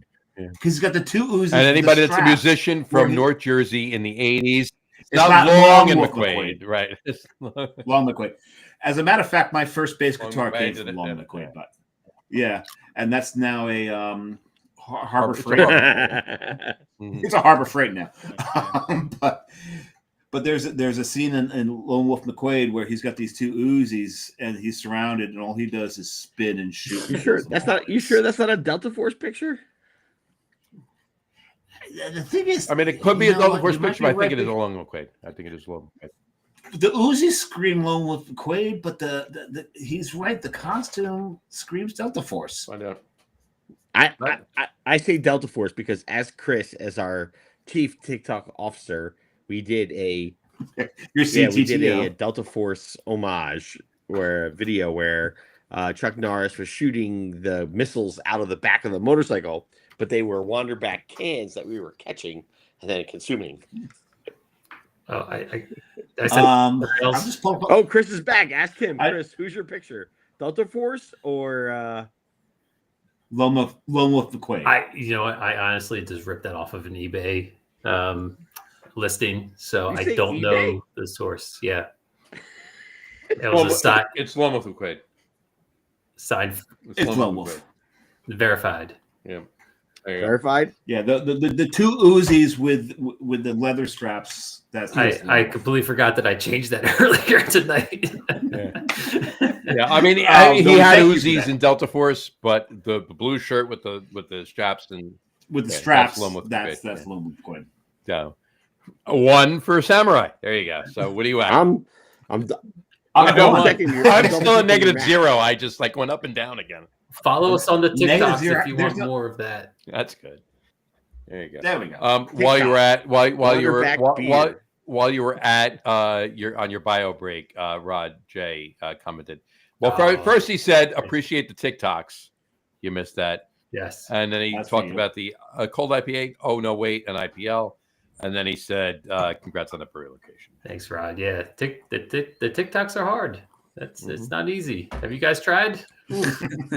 We've done reels, not TikToks. So Yeah. Yeah. Brian's turn. Dave, you and I we're powering through. I had a glass of water. I think that was my issue. Is drinking the water. I've Yeah, had a that's- half a liter of water. So far. John's doing his. He's doing his. No, seltzer. it's water. I finished the seltzer. Oh, it's not. It's. Oh, I thought you were doing the no. non-alcoholic. It's non-alcoholic no, hard yeah, seltzer. non-alcoholic hard seltzer. I You know what? I drink Kudos, non-alcoholic seltzer with dinner every night. kudos to White Claw to figure out a way to charge $8.99 for 30 ounces of seltzer. You No. know, so kudos to them. So Justin, for dinner every night for dinner, I have non-alcoholic, hard, uncarbonated seltzer. So Makes water. sense. Your water. Mm-hmm. Water? Yeah. Yeah. I was Yeah, doing a pretty much that's tasting what I have. this past Saturday, and I was caddy corner in my tasting location. I was at a liquor store. I was caddy corner to what I saw. What I eventually realized was non-alcoholic White Claws, and I just couldn't believe it. I'm like, Unbelievable, all right? I mean, that's- what idiot is that's going to spend that seltzer. money on? Go buy Polar seltzers, vintage. I love Polar. I'm a Vintage vintage Polar's my guy. favorite. Polar's awesome. LaCroix, whatever. You know, I like Polar better than LaCroix, but yeah. I like Polar. I just Yeah, went because- to Costco earlier today. I bought a 32 pack of Polar. So I'm Yeah, because the flavors in LaCroix is just basically, it's like a hint from the other room. yeah, it's shit. It's So. just- Polar's got that. I know this isn't a seltzer podcast. This isn't the seltzer room, but Seltzer. I find that that's vintage. coming a couple months from now. We're doing that. I grew up Wander- on vintage, and I find that vintage has the Vintage, they have yes. the least amount of carryover of flavor. So if you buy Polar Original or whatever they call their standard just seltzer water, you always get the carryover from like a little bit of that coconut or something from the previous batch they ran through there. Yeah. Vintage has got it down, man. They've been doing it forever. They got a pretty clean flavor. What's vintage? So vintage is the crispy boys of But that's like the I'll agree with ShopRite that. brand, right? No, vintage is its own thing, man. They've been around forever. it? Yeah. Hmm. They were Yeah, they've been seltzer around for a before very long seltzer. time. They were seltzer before people My started grandma- making other seltzers. Yeah, they were. My grandmother was Yeah, drinking vintage has been around for a long time. Got a great look. All right. Everything. They got everything going right now. All right, so let's talk about the brewery. So you're opening up in Vineland. What size brew house you putting in? We got a 10 barrel. 10 barrel. All right, 10. gotcha. 10. Why does Justin have a Rubik's Cube? Got a, Keeps me- an illusion. It keeps me busy while I'm sitting here. To keep I think keep my mind he's off got- having it's the hot. key. It's hot pink, neon green, neon blue, white. So I'm All right. We weren't keeping you busy. All right. Now fix it. Now go. Yeah. This is keeping his mind off of having to pee. That's what I'm he's good. doing I don't right have to now. pee yet. There you go. So, all right. When 10 barrel, 2 vessel. We have a 2 vessel. what we were really adamant about process wise was I didn't want and no offense to anyone who has it, but I did not want a 2 vessel that was a mash lauter ton and then a boil kettle whirlpool. So we have a mash kettle whirlpool / lauter ton. Really? So yeah, we're old school, that like mid 90s style where we're gonna mash into the kettle, go over to the lauter ton, collect back into the brew kettle. Yeah. Gotcha. All right, fair enough. That's cool. Yeah, we found a cool old system out in no Ohio. hot liquor tank, no cold liquor tank. Just It's got hot and cold liquor, yeah, 30 barrel okay. hot and cold liquor tanks. Cold liquor was a have to have with the lagers, just to be able to get those temperatures into the fermenter down to what we want them to be. Yeah, like knocking out a lager in like the mid 40s. There you go. That's not possible without a cold liquor. Without a cold liquor tank, no, you can't do that. No, you can't do that. So, as usual, John's going to win the pee contest. Of course I am. So you're leaving right now. So. I won. I don't care right now. I still won. I like that it's TBS though. That his comes up as TBS, right? It comes up as TBS. Yeah, exactly.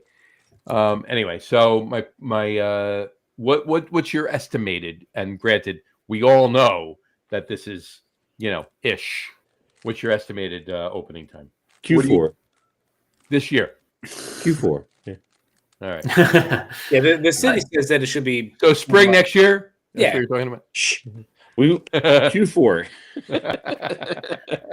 The city hopes to start construction in the summer. It's an existing building, but as we know, it's a construction project. So How much do you have to do inside? Is there a lot, or is it pretty it's well? an old it's a almost 6,000 square foot restaurant Okay. that we're converting into production space. So we're going to keep the bar area. We're going to spruce it up, put our own bar in, put our own look in. Sure. The majority of the work's going to be happening in the production side. So stripping out the kitchen and putting in Brian's fancy decoction brew house. And, so that it's a good amount of work. Once things get going, we're hoping it progresses quickly, but Yeah, I mean, once you get rolling, as long as you don't hit any snags, and when I say snags, clearly we all know what I'm talking about. I mean, state, town, municipal, state, whatever. You don't hit a lot of that stuff. You could probably do Q4. and the city is our landlord, right? They are good. They own the building, so They do. Yeah. So that Well, that's even better. Obviously, that's really neat. cool. Yeah. so Yeah, if they want you there and they're the landlord, that helps a lot. and we got through planning board. Planning board they've been rolling out the red carpet for us. Planning board is on board. They went in front of them, and everyone wants this to happen. We want it to happen. So it's Justin. Is that your Rubik's Cube over there? What do I hear? That's definitely Rubik's Cube. That's definitely the Rubik's Cube. I'll eat a pretzel so it distracts from his Rubik's Cube. There you go. Did you solve it at least? I'll breathe near my microphone, which will. No. Oh, I'm sure I'll do that. I do. So you guys have been together doing this for how long now? January of 23, we incorporated. Oh. So over 2 years. Yep. Wow. Over 2 years, you all have your individual roles. You have your lanes. Sometimes the lanes cross over. They're partners. They have to cross over. They have to cross over. Cross the streams. Yeah, you have to. No. I thought you said crossing the streams was bad. No, it's not. If you watch the newest one, it's not. It's not. You have to. I cross actually like the streams. newest one. It's pretty cool. Yeah, it was actually the last two actually. I think There we go. very well. Yeah, you done. got to forget about the one they did 9 years ago with Melissa McCarthy and the rest of Yes. them. Yeah, No, it never existed. that didn't happen. Yeah, no, that's it's not canon. But the question I have, so many times we'll have a brewery on the show. We'll have either the owner, the brewer, whoever's running the tap room, maybe one person, maybe Some two of the best people. shows we actually had, and was the tap room. tap room manager, person. I believe actually. that. Yeah. Definitely. because that's their job, is to be that. But having pretty much every employee of the brewery on the show, I don't think has ever happened before. Got all three of us. Yeah, all three. That's not entirely true, Dave. Oh well, yes. Well, when we have that's because true. you have a silent partner who's Jim's not on the show. Yeah, so there. Yeah, no, this is the first time we've had every employee of the brewery on the show. But there has to be times where you guys have been at each other's throats. Right? It's got to be disagreements. Yeah, definitely. That's how business operates, right? You show me a business that doesn't have spats or disagreements or, let's talk it out or whatever. I'll tell you you're full of shit is what I'm going to tell you. Yeah. But you guys have always not gone to bed mad. Is that accurate? I mean, we're full disclosure, we are pretty new still. I mean, it's January 23. We started the project. We launched in May of 24, so we're not even a year yet selling beer, distributing beer, brewing the beer. So we're not even a year into the project being out there for the people and everything. So there's still time. Let's plenty of things that can happen. Exactly. There's still time for Yoko Ono to get. I don't have a reputation for flipping tables for no reason. So we but that's part of the magic act, isn't it? We ran the numbers and we figured if 2 out of the 3 of the partners were robots, we have a great chance. You're one. Who's the other?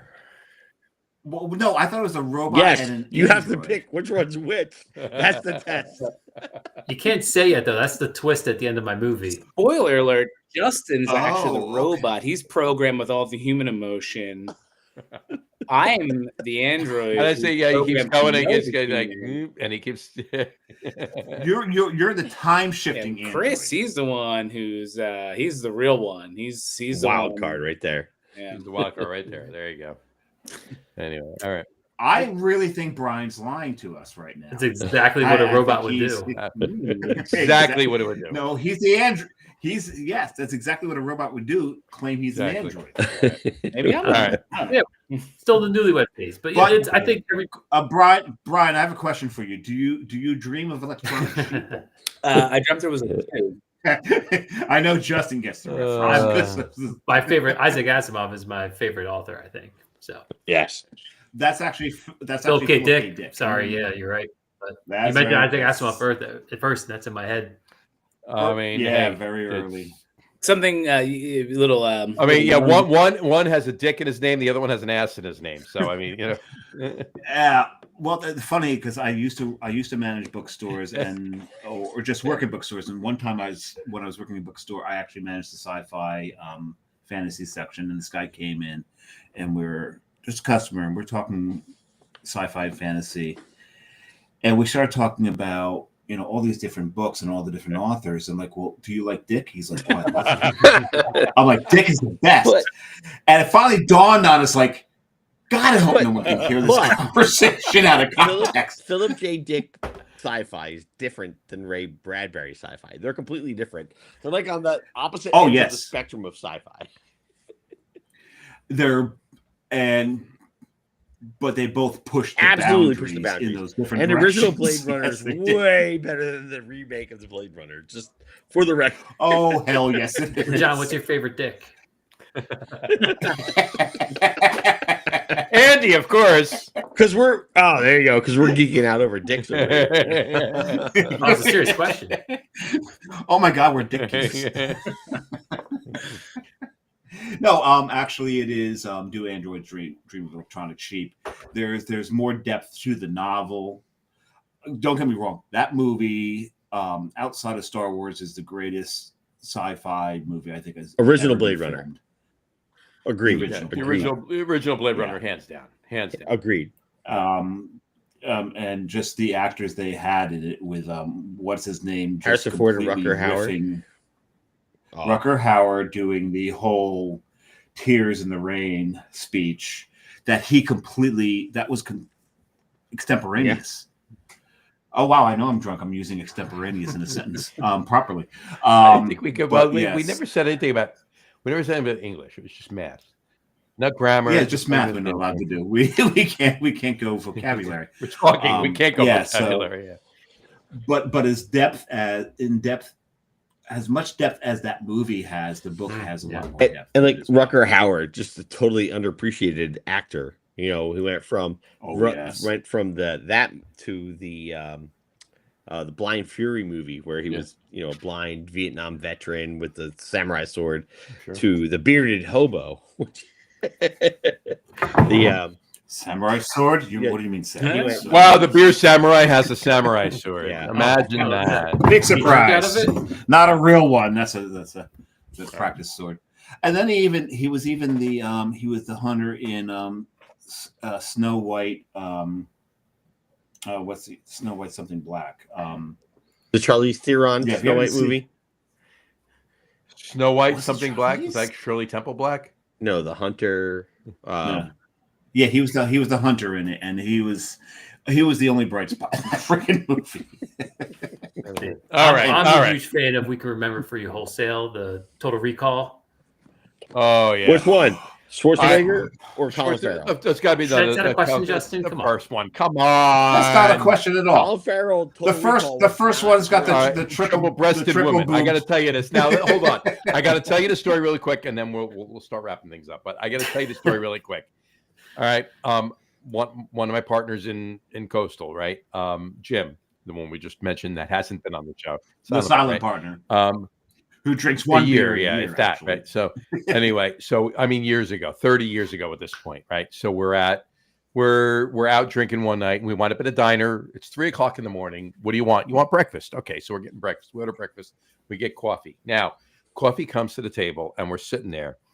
I take out the creamers to put in my coffee, and I put 3 in a row. I just upside down. I put 3 creamers in a row on the table, and I look at Jim. And I say, "What's that, bro?" And he looks down at the table. Now, obviously, we've had plenty of beer that night, right? So to back this up a little bit, I've known Jim since I was in second grade. He was in kindergarten. Yeah. All right. Yeah. So he looks down at the table. He looks up at me and he goes, "Oh, Brian's got a Do you guys question. still have 24-hour diners in the North Country?" Yeah. Yes, we do. So he looks down at the table and he looks at the TikTok is still open. The 24 3 hours. creamers in a row. He looks down at the table, looks up at me, and goes, "Total Recall." The 3-breasted woman. Right? I'm like, how the fuck did you know what I was talking about? Because you've known each other since you were 7. There you go. Third time for Justin. There you go. I love it. I love it that Justin is now going. And he didn't even put the screen on. And he didn't. No, because he didn't have to peel off any labels. Yeah, sure. No, that's a great point. All right, there. so. And that'll be 100%. All right, so we've talked about he's back already, so he didn't do that. So I ran out of beer. In Vineland, the brewery's only 20 miles away from the farm that grows the barley. So 15 and a half. 15 and a half miles away from. It feels like 20 when you're driving it. As the crow flies. 14.5 miles. There you go. Who here is actually a crow?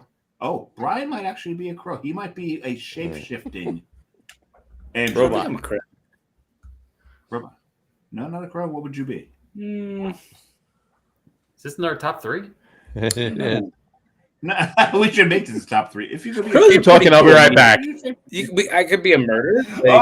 Me and a bunch of me's is a murder. That sounds awesome. Okay, that sounds good. Yeah, that's a bunch of crows. Yeah. Yeah. But one crow sitting by itself is attempted murder. Remember that. I like that. Oh yeah, that's I stole that from a man. And you know that there's so crows and ravens are very, very close. And the way you can tell the difference is the number of wing feathers that they have. Right. So a raven, I think, has more wing feathers than a crow. So the difference between a crow and a raven is a matter of opinion. Sorry, I just deducted the point myself right there. It's a matter of opinion, because you have to know that a wing feather is called a pinion. If you follow our TikTok, you can get a lot of bird action. There's bird action on that, so you have probably more bird action on your TikTok than Bird's Mouth does, then, because I don't think he TikToks. Yeah, he barely Facebooks anymore. I don't think Andy's got a TikTok. The one thing I got to point out here is, Justin, what are you drinking right now? Beer. Which beer? That's a great answer, but with bubbles and lagers. Not a Wander Back. Was it a human robot? What is it? What are you drinking? Is it a White Claw, non-alcoholic White Claw? Oh yeah, non-alcoholic White Claw. Yeah, it's a dark lager from Show it my off. refrigerator. Show it off. From where? You take off your mirror? The Dresden Codex from Human Robot. Oh, that's a beautiful beer. Why would you hide that? Because it's not a Wander Back beer. But it still made a great foam across your mustache. For those who are only listening, if you could have only seen, he pretty much recreated the Got Milk. There we go. Commercials with beer froth. Another great place for us to meet up, especially because it's very convenient for me in Camden County, is Human Robot. So a good place to meet up and talk business. Yeah, we went there a lot. And we've been talking authors, and there is a great establishment inside Human Robot named after an author. It's the best Brian's favorite sandwich shop of all time. It's I love their sandwiches. They're great. Their fries are awesome. It's mine too. It's funny because I get torn between Dinnick's and Poe's, but Poe's always wins out. Poe's will always win out. Love Dinnick's. Don't get me wrong. Dinnick's is classic. It's what it should be. I'll be over in Market. I gotta ask. Is Dinnick's D-Nix? It's Dinnick's. Dinnick. Yeah. Dinnick's. It's not Dinnick. It's Dinnick. So it's Dinnick's. It's Dinnick's. I think they also eat subs, Justin. Yeah. Everything else we what? I eat hoagie. I eat hoagie.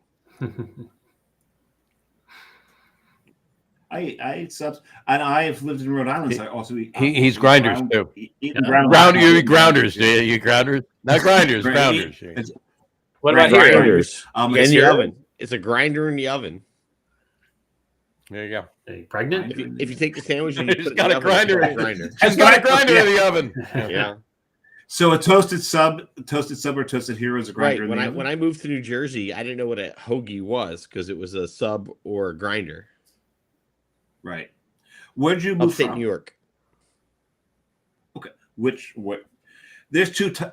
I was born up in Poughkeepsie. There is I lived in Corning, Mayapack, and Beacon before I moved to New Jersey. Wow. Okay, so there's the lower upstate New York, and then there's the true upstate. I have family from Fishkill. Yeah.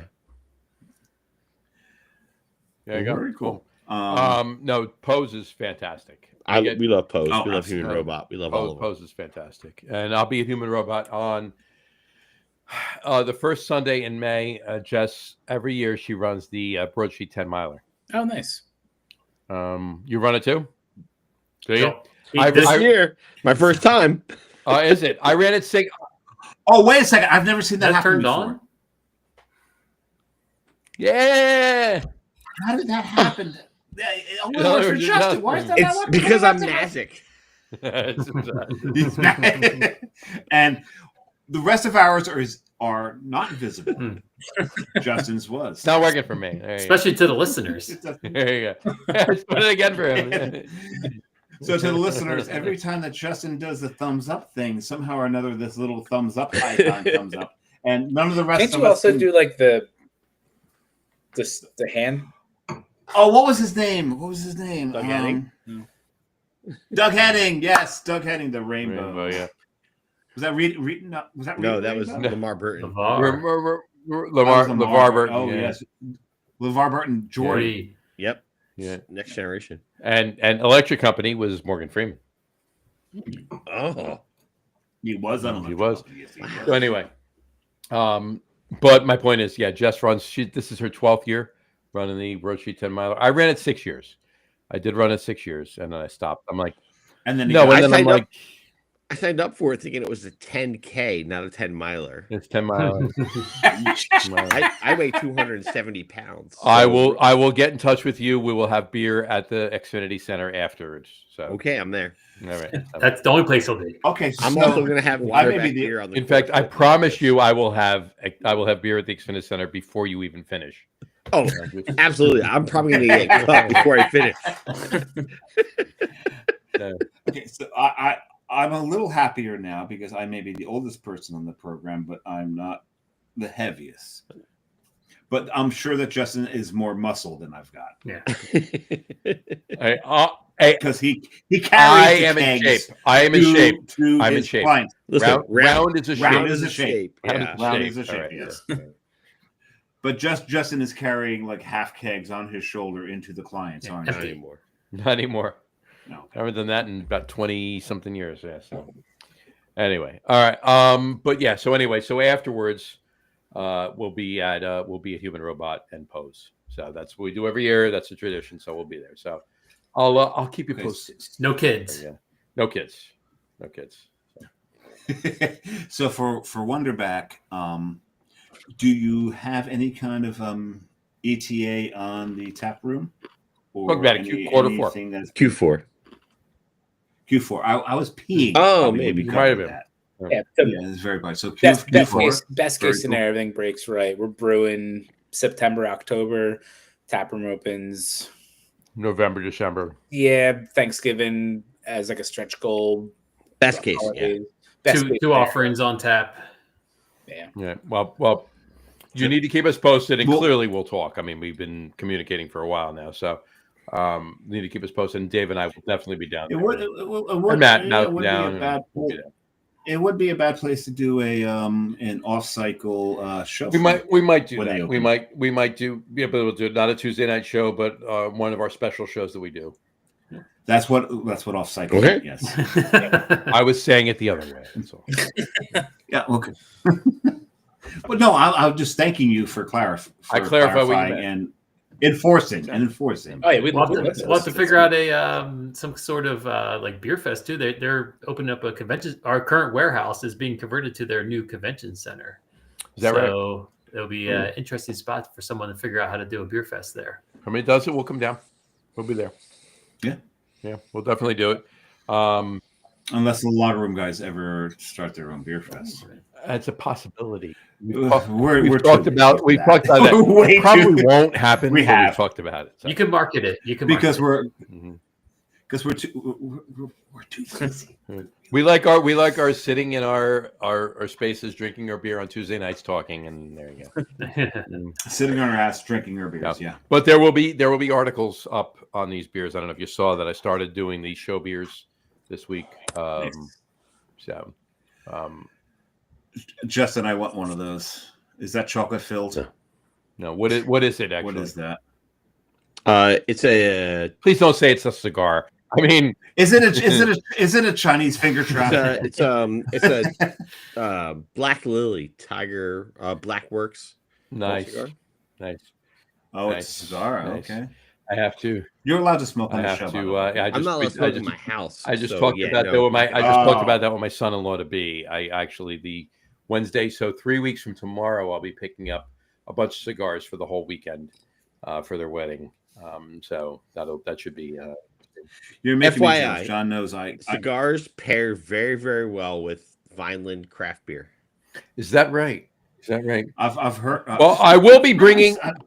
You know what? You know what? Michael Jackson wrote that. I believe you're right. I believe he's right. I think it- Yeah, well, I think here's it- the thing, I think Justin. he I did. will be bringing some Monmouth County craft beer, specific Monmouth County craft beer, out to the wedding. But Um, Monmouth County's really big. Yeah, well, a specific one.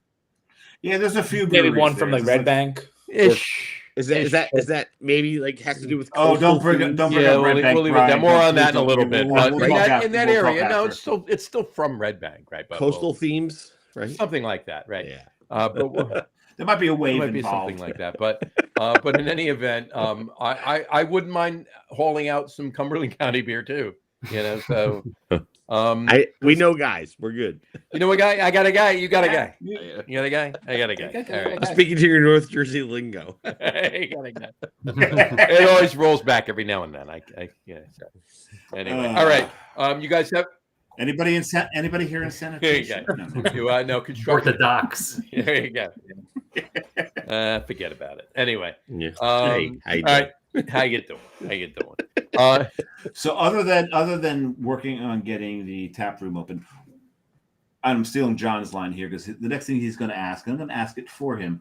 What's next for you guys? What's next on the horizon before beer-wise events, anything like that? Where are you going to be? Where can people find Wander Back Beerworks, but also this cast of wonderful humans, Max, Visible, and Hink. And I just gave you a name, Brian, because you didn't put anything up. But that's the other thing. That's the other thing that tells us he's the robot because he just changed his name. He's faking. Got to blend in, right? There you go. You're surprised to Pretend to be human. Exactly. You know, it's we're coming into the spring, so we're coming into like those spring festivals. We're coming into the spring season down the shore. And we have some beer fests coming up, I think. But where are you gonna be at? Do you know if you can tell anybody? So next one will be our only Ocean County appearance on the books. We're going to be on LBI at the Beach Haven Volunteer Fire Department's beer festival. While working on this project between Cape May and this project, Justin and I, we both did a stint at Ship Bottom Brewery. We love those guys. We were hanging out with Rob at AC Beer Fest on Saturday. Actually, just saw Rob's a good guy. Absolutely, Rob's great. Love Rob. I just saw his daughter Riley actually out in the trade today over in Camden County. So that was great. The nicest guy in the beer business. Oh, he's hey. He's yeah, you're a bit of an asshole.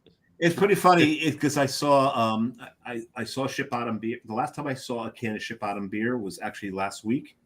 I was in a Korean chicken place in Center City, Philadelphia, with my daughter, and a couple of guys walk in with a cooler because it's a BYOB, and they crack out some Ship Bottoms. It was I was at CBC last year or 2 years ago, whatever it was, and I was at CBC giving a lecture on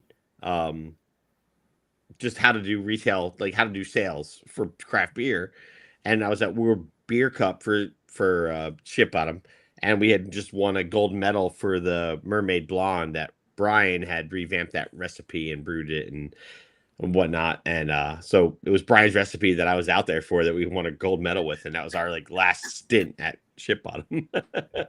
And Coney Island didn't give you a cease and desist on that one? No, Mermaid Blonde? Yeah, that beer's been around for probably about 7 years now. 7 years, yeah. It's been around a bit, Yeah, because I know Coney Island. Yeah, Coney Island doesn't exist anymore, so good luck with that. Oh yeah, that's correct. Yeah. Yeah, so we were Justin and I, we spent some time up in LBI for a little bit there, and so got close with the community up there. And one of the guys I had on the production crew is a chief of Beach Haven Fire Department there. So they do a beer festival every year and a nice fundraiser for the volunteer fire department there. So we're going to be up there April 26th on Saturday. It's our only appearance to Ocean County this summer playing. I will be busy that day. We'll be at the but John still appreciates it because he's a long time volunteer firefighter. Yeah, since 80. Yeah, since mid 80s. That was. Oh my goodness. And we'll be at the Duville Beer Fest in May, which is the southern part of the state. So yeah, it's in Sea Isle. Also, that's May 18th. May 18th. Yeah, it's May 18th, I think. And then same day we're going to be on the west side of the state, over in Haddon Heights area, literally around the corner from where Chris lives. We'll be doing. I was going to say, Chris, it's in Haddon Heights. Do you have anything to do with that? Or? I gotta show up. Yeah, you probably should. He's got to walk. About a 5-minute walk. Now, Chris, you're in Haddon Heights. Do you have? I'm just curious. Do you have any beer either at the Mile or at Reunion Hall? Yes. Yeah. Dave is a big supporter. guy. Dave's a great guy. I love Dave. And his We've had his him on the show. partner from at the Mile, which was the original Irish Mile, if you guys remember the Irish, The Irish Mile. Mile. The Irish Mile. Yeah. So Ed, he has his own place now in Runnymede called the Irish Hill. Irish Hill, yeah. And he was one of our first accounts up here. He's been pouring 2 of our beers since we started. So he's Ed's still awesome. Anytime I go, I was there today, or was that yesterday? Can't remember now. But They all blend into each other. It doesn't matter. He's back there chopping onions, every day. He's mopping the floor, chopping onions. The guy's just amazing. He's turning 70 this year, and he's just still rocking. Gotta love it. Yeah, I love it. So everybody over there. Yeah, Dave's been on the show. We had him on the show the day he opened Reunion Hall. He was actually on the show broadcasting from Reunion Hall. So that was pretty cool. He's a big sport. He hosted. We did a craft beer. He might event. be a huge Eagles and Phillies fan. I'm not sure. He might be. Yeah, no, we know he is. We He's got playing a into lot it of soccer little bit. these days at his place. Yes. Or I'm sorry, football. He might have something to do with shoes and sneakers. Running a little bit. I mean, I'm Could not. be. Oh yeah, right. He might have that Day. other business that he Yeah, had. actually. Yeah. That's funny. But Do you see his April Fool's post today? I didn't see it. No. Yeah, he posted that he sold the bars and the running stores, and he's moving to Colorado to coach middle school soccer. He goes, you got to follow your heart. He said, Yeah. I really think that one of the worst beer-related April Fool's jokes today It was bad. posts It was stupid. was Finback. was Yeah, Finback. stupid. claiming they were closing. Oh, that's a Yeah. ugh. And another brewery, That's and not Gene as- even said another brewery, and I didn't even know who it was because he didn't mention it, but another brewery in New Hampshire said they had a fire and they got to be shut down for a while. Yeah, that's not a joke, dude. That's just not That These- stuff these- actually these are not- happens. So stop. Yeah. These are, because it happened in Bolero, right? They lost their first tap room. There was a whole down in New Jersey. There's a whole Press of Atlantic City recap of all the New Jersey breweries that did April Fool's jokes. So it was a good thing. Oh, was there? There was a lot of them. It was a lot. Yeah. Yeah, I have stayed off social media today because April Fools. It's just not April Fools that I haven't stayed off. It's just I stayed off because of April Fools, because just the shenanigans. It's like, yeah, we've all heard it. And then again, all of your friends, like how many people posted up that they were pregnant? You're in your 60s. Shut up. I posted I was pregnant. He does that every year, by the way. Yeah. So I didn't trust It's anything, even if it was like from like trusted news sources. I'm like, Legit. what? I know. Country? I didn't even bother posting on April Fool's Day because it's stupid. Unless you're going to post it, if you're going to post a joke, everybody's going to know it's a joke. Unless it's really good, you want to get it out there, and it's distracting. Like we were like gonna Skittle Brown. Get it out there, right? Yeah, get it out there.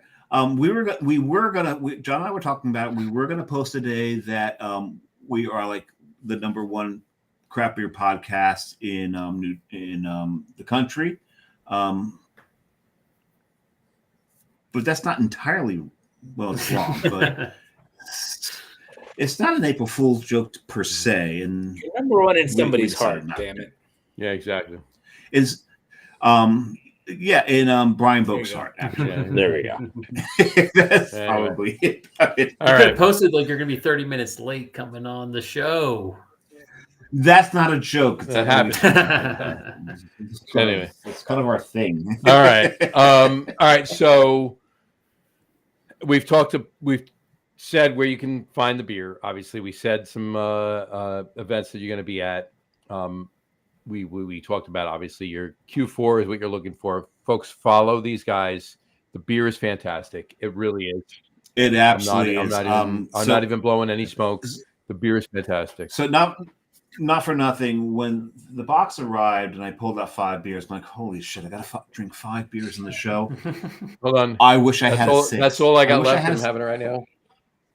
Mine are all empty. I wish there was a 6th here. I would open a 6th though. These, And I got to be honest with you. Now, Dave and I these- have had 5 beers on the show before, but normally when we do it, it's either a Christmas big beer related or our big beer show for New Year's. At the end of the year. And that's usually at the point where Dave passes out or early. Here's I didn't really pass out. I was just hugging. Here's the thing, right? Like if you don't have good liquid, doesn't matter all your niches, all your things, all your gimmicks, you're not going to make it. You got to have good liquid. You got to have good liquid. And that is the foremost for us, that the beer comes first. But not for nothing. The introduction to the public for the beer is the packaging, right? It's so Justin. I'm going to give Justin kudos for what he's done with this packaging. It catches the eye. It makes you want to pull. I want this can. I want to see what's in it. Kudos to Brian, because the liquid that's in this makes you go, "Oh, I want more of this shit." I have no idea what to give kudos to. Somebody's got to cook the books. Oh, there you go. Chris is the glue between me and Brian. The thing is, when you give kudos to a couple people in a brewery, and there's that other guy is doing so much work. Chris is the right. Chris is the I'm going to talk you off the ledge so he doesn't get upset, and I'm going to talk him off the ledge so you don't get upset. Yeah.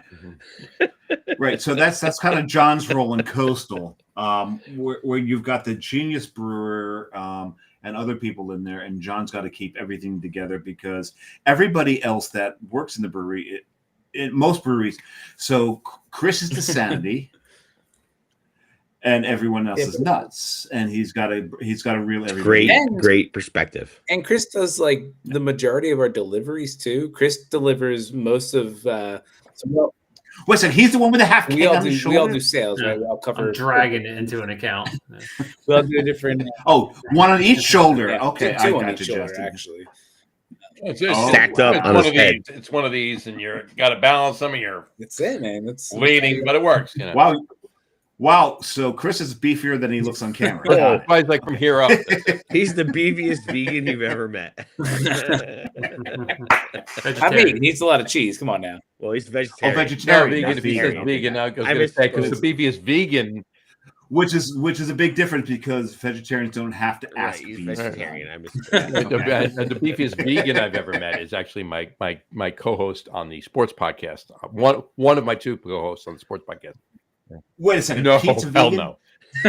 Oh God! There's no way you can get to that girth and be a vegan. No, Harry Lugnuts. Harry Lugnuts. Harry's a vegan. More sense. Oh God! Because if Pete was a vegan, oh no, I worked in radio with Pete 25 years ago, and yeah, I like when we closed the station that we worked at. He ate more pepperoni pizza than I did, so he's not a vegan. So. Okay, you've seen him eat a whole piece, right? It's like we don't have this without Brian, right? He makes the beer, and it's just high quality liquid that you just want to drink more and more and more of. And then we have the packaging and the advertising and the marketing and all that. And then we have Chris, and he's done it all. He's already been through it. He's been the biggest brewery in New Jersey. He was the 10th brewery in New Jersey. All that, and he's like the glue that keeps us together. So. There you go. And who else would make the TikToks? And who else would make the TikToks? Rod said it. Who else would make the TikToks? Yeah. If you don't follow TikTok, follow TikTok. You don't follow TikTok, and you don't follow these guys, and you don't follow Rod. But it's a Chinese. It's a Chinese. Not after this week. Apparently, apparently not. Dave, you have not looked at our TikToks yet. Trust me. I gotta look at the TikToks. Follow us on all the social medias. And you're right. Tell everybody where to find you. Tell everybody where to find you. Wander Back Beer, except for TikTok, because my first account at Wander Back Beer got banned. So we're at Wander Back. Oh, that's got to be a story. It's a really bad story, but it got banned. What did you do? What did you do? So at Wander Back Beerworks on TikToks, and the same video that I got banned for is still up on Wander Back Beerworks. It's nothing good. They said it was too low quality for their platform. Oh my God. Really? It was low quality. It got me banned. Oh my God. Listen, John and Dave, think about your favorite 1980s movie. And then incorporate it into 2024, 2025 beer. And that's what you get for TikTok from us. There you go. I love it. I'm following right now. We've already mentioned my favorite 80s movie, and that may have had Rucker Howard. No. Harrison Ford. Unfortunately, Running Man's not in there. But my favorite 1980s movies. My favorite 1980s movies there's 2 comedies and 1 not so comedy. What are they? Go ahead. What are they? Oh, really? Yeah. Oh, please. My top 3: Caddyshack, Fletch, and Die Hard. All right, not there yet. But how about The Warriors? Die Hard's there. Oh, Die Hard's there. The Warriors. Die Hard is there for Christmas. Yeah. The Warriors and the. I mean, I can't give you a list of about 50 80s movies, but those are my top 3. Did someone say Running Man? Who said Running Man? No one said Justin, Running Man. You did. We don't have Running Man yet. Max Chris. Power just said Running Man. There you go. We don't have Running Man yet. We will. You will. Oh yeah, that's why I said. All right. There's got to be a Running Man reference somewhere in there. You go. And at some point, you're going to have to do a label with Lisa playing saxophone on it. That's all I know. No. It'll be just her hair spikes, and you'll understand what it is. Oh, there you go. But done in either like Bauhaus. Yeah. A Bauhaus. Yes. There you go. But I really, really do expect to see that sofa pattern. You put that. I'm not even kidding you, because I'm a huge Scotch ale guy, and Dave loves them too. You put that pattern on a Scotch ale, and you do a Scotch ale. We're buying a shit ton of it. Just me and Dave are buying a shit ton of it. Scotchtoberfest. Done. No, Scotch, we're doing. that. We're. I'm not going there. I'm stopping right now. No. Go there. Please go there. October Fiesta. Oh my God. And you're going to release that in May? No, in Oktoberfest for October Fiesta in Vineland. There you go. Okay. So is it going to be a Mexican lager, or is it going to be a fest beer or a Märzen? No, it's got to be a Scotch ale. It's a Scotch ale. So it means nothing to any of those what it refers to. It's just which is we genius. Have 2 which is consumers genius. John, we have a fest beer. It's a golden lager that Brian just crushed. Like it's awesome. So if you didn't have it last year you'll get it this year for sure. All right, awesome. Can't wait. Looking forward to it. Want to get through the summer first, and by the time we get to fest beers, I'll be through 2 weddings, so that's a good thing. So, yeah, he won't be able to. You might have to give me one of them. I'll have to spot First them. one's free. You just guys turned crap. I like that. We'll work something out. There you go. Anyway, all right, guys. Let's wrap up the show. Any last words before we sign off? You want to tell everybody? Beer to share. Beer to share. There you go. Thanks for having us, guys. Jersey Fresh. Thank you. Absolutely. No, thanks for coming. Seriously, anything these guys do, we'll post up on. We'll share on our socials. Beer to share. 100%. Hashtag. Is that a hashtag on everything you do? Hashtag beer to share. Mostly, yeah. Done. Absolutely. Yeah. There you go. Nice. All right. Under 1,000 posts with that hashtag. Yeah, well, give it time. Posts. They'll be over. So it could be that could be 3. It could be 922. Exactly. Doesn't matter. You'll do it. So there you go. All right. All right. On that note, we will wrap up the show for today. I want to thank everybody for watching, and for those of you just listening to the audio podcast, thank you for listening. Don't forget to visit our website, www.logroom.com. That's LAGERROM.com. And please remember, like us and follow us on all of our social media, Facebook, Twitter, and Instagram, and of course our YouTube channel. All of them are at The Log Room. Remember, we go live with a video podcast on Facebook, YouTube, Twitch, and X every Tuesday night around 6:30 p.m. Eastern Time. And for, it's loose. And Really goosey. And for those of you who just want to listen to the audio podcast, you can do so on our audio Spreaker, as well as anywhere you can find audio podcasts. And if you haven't done so already, please subscribe to one or more of those feeds, and you will never miss a show. Again, thanks for following along with us. Have a great rest of your week. Have a wonderful weekend. Guys, thank you so much for coming on the show. Oh, absolutely. Fantastic. This is a great show. It's very rare. It does happen, but it's very rare we go over 3 hours.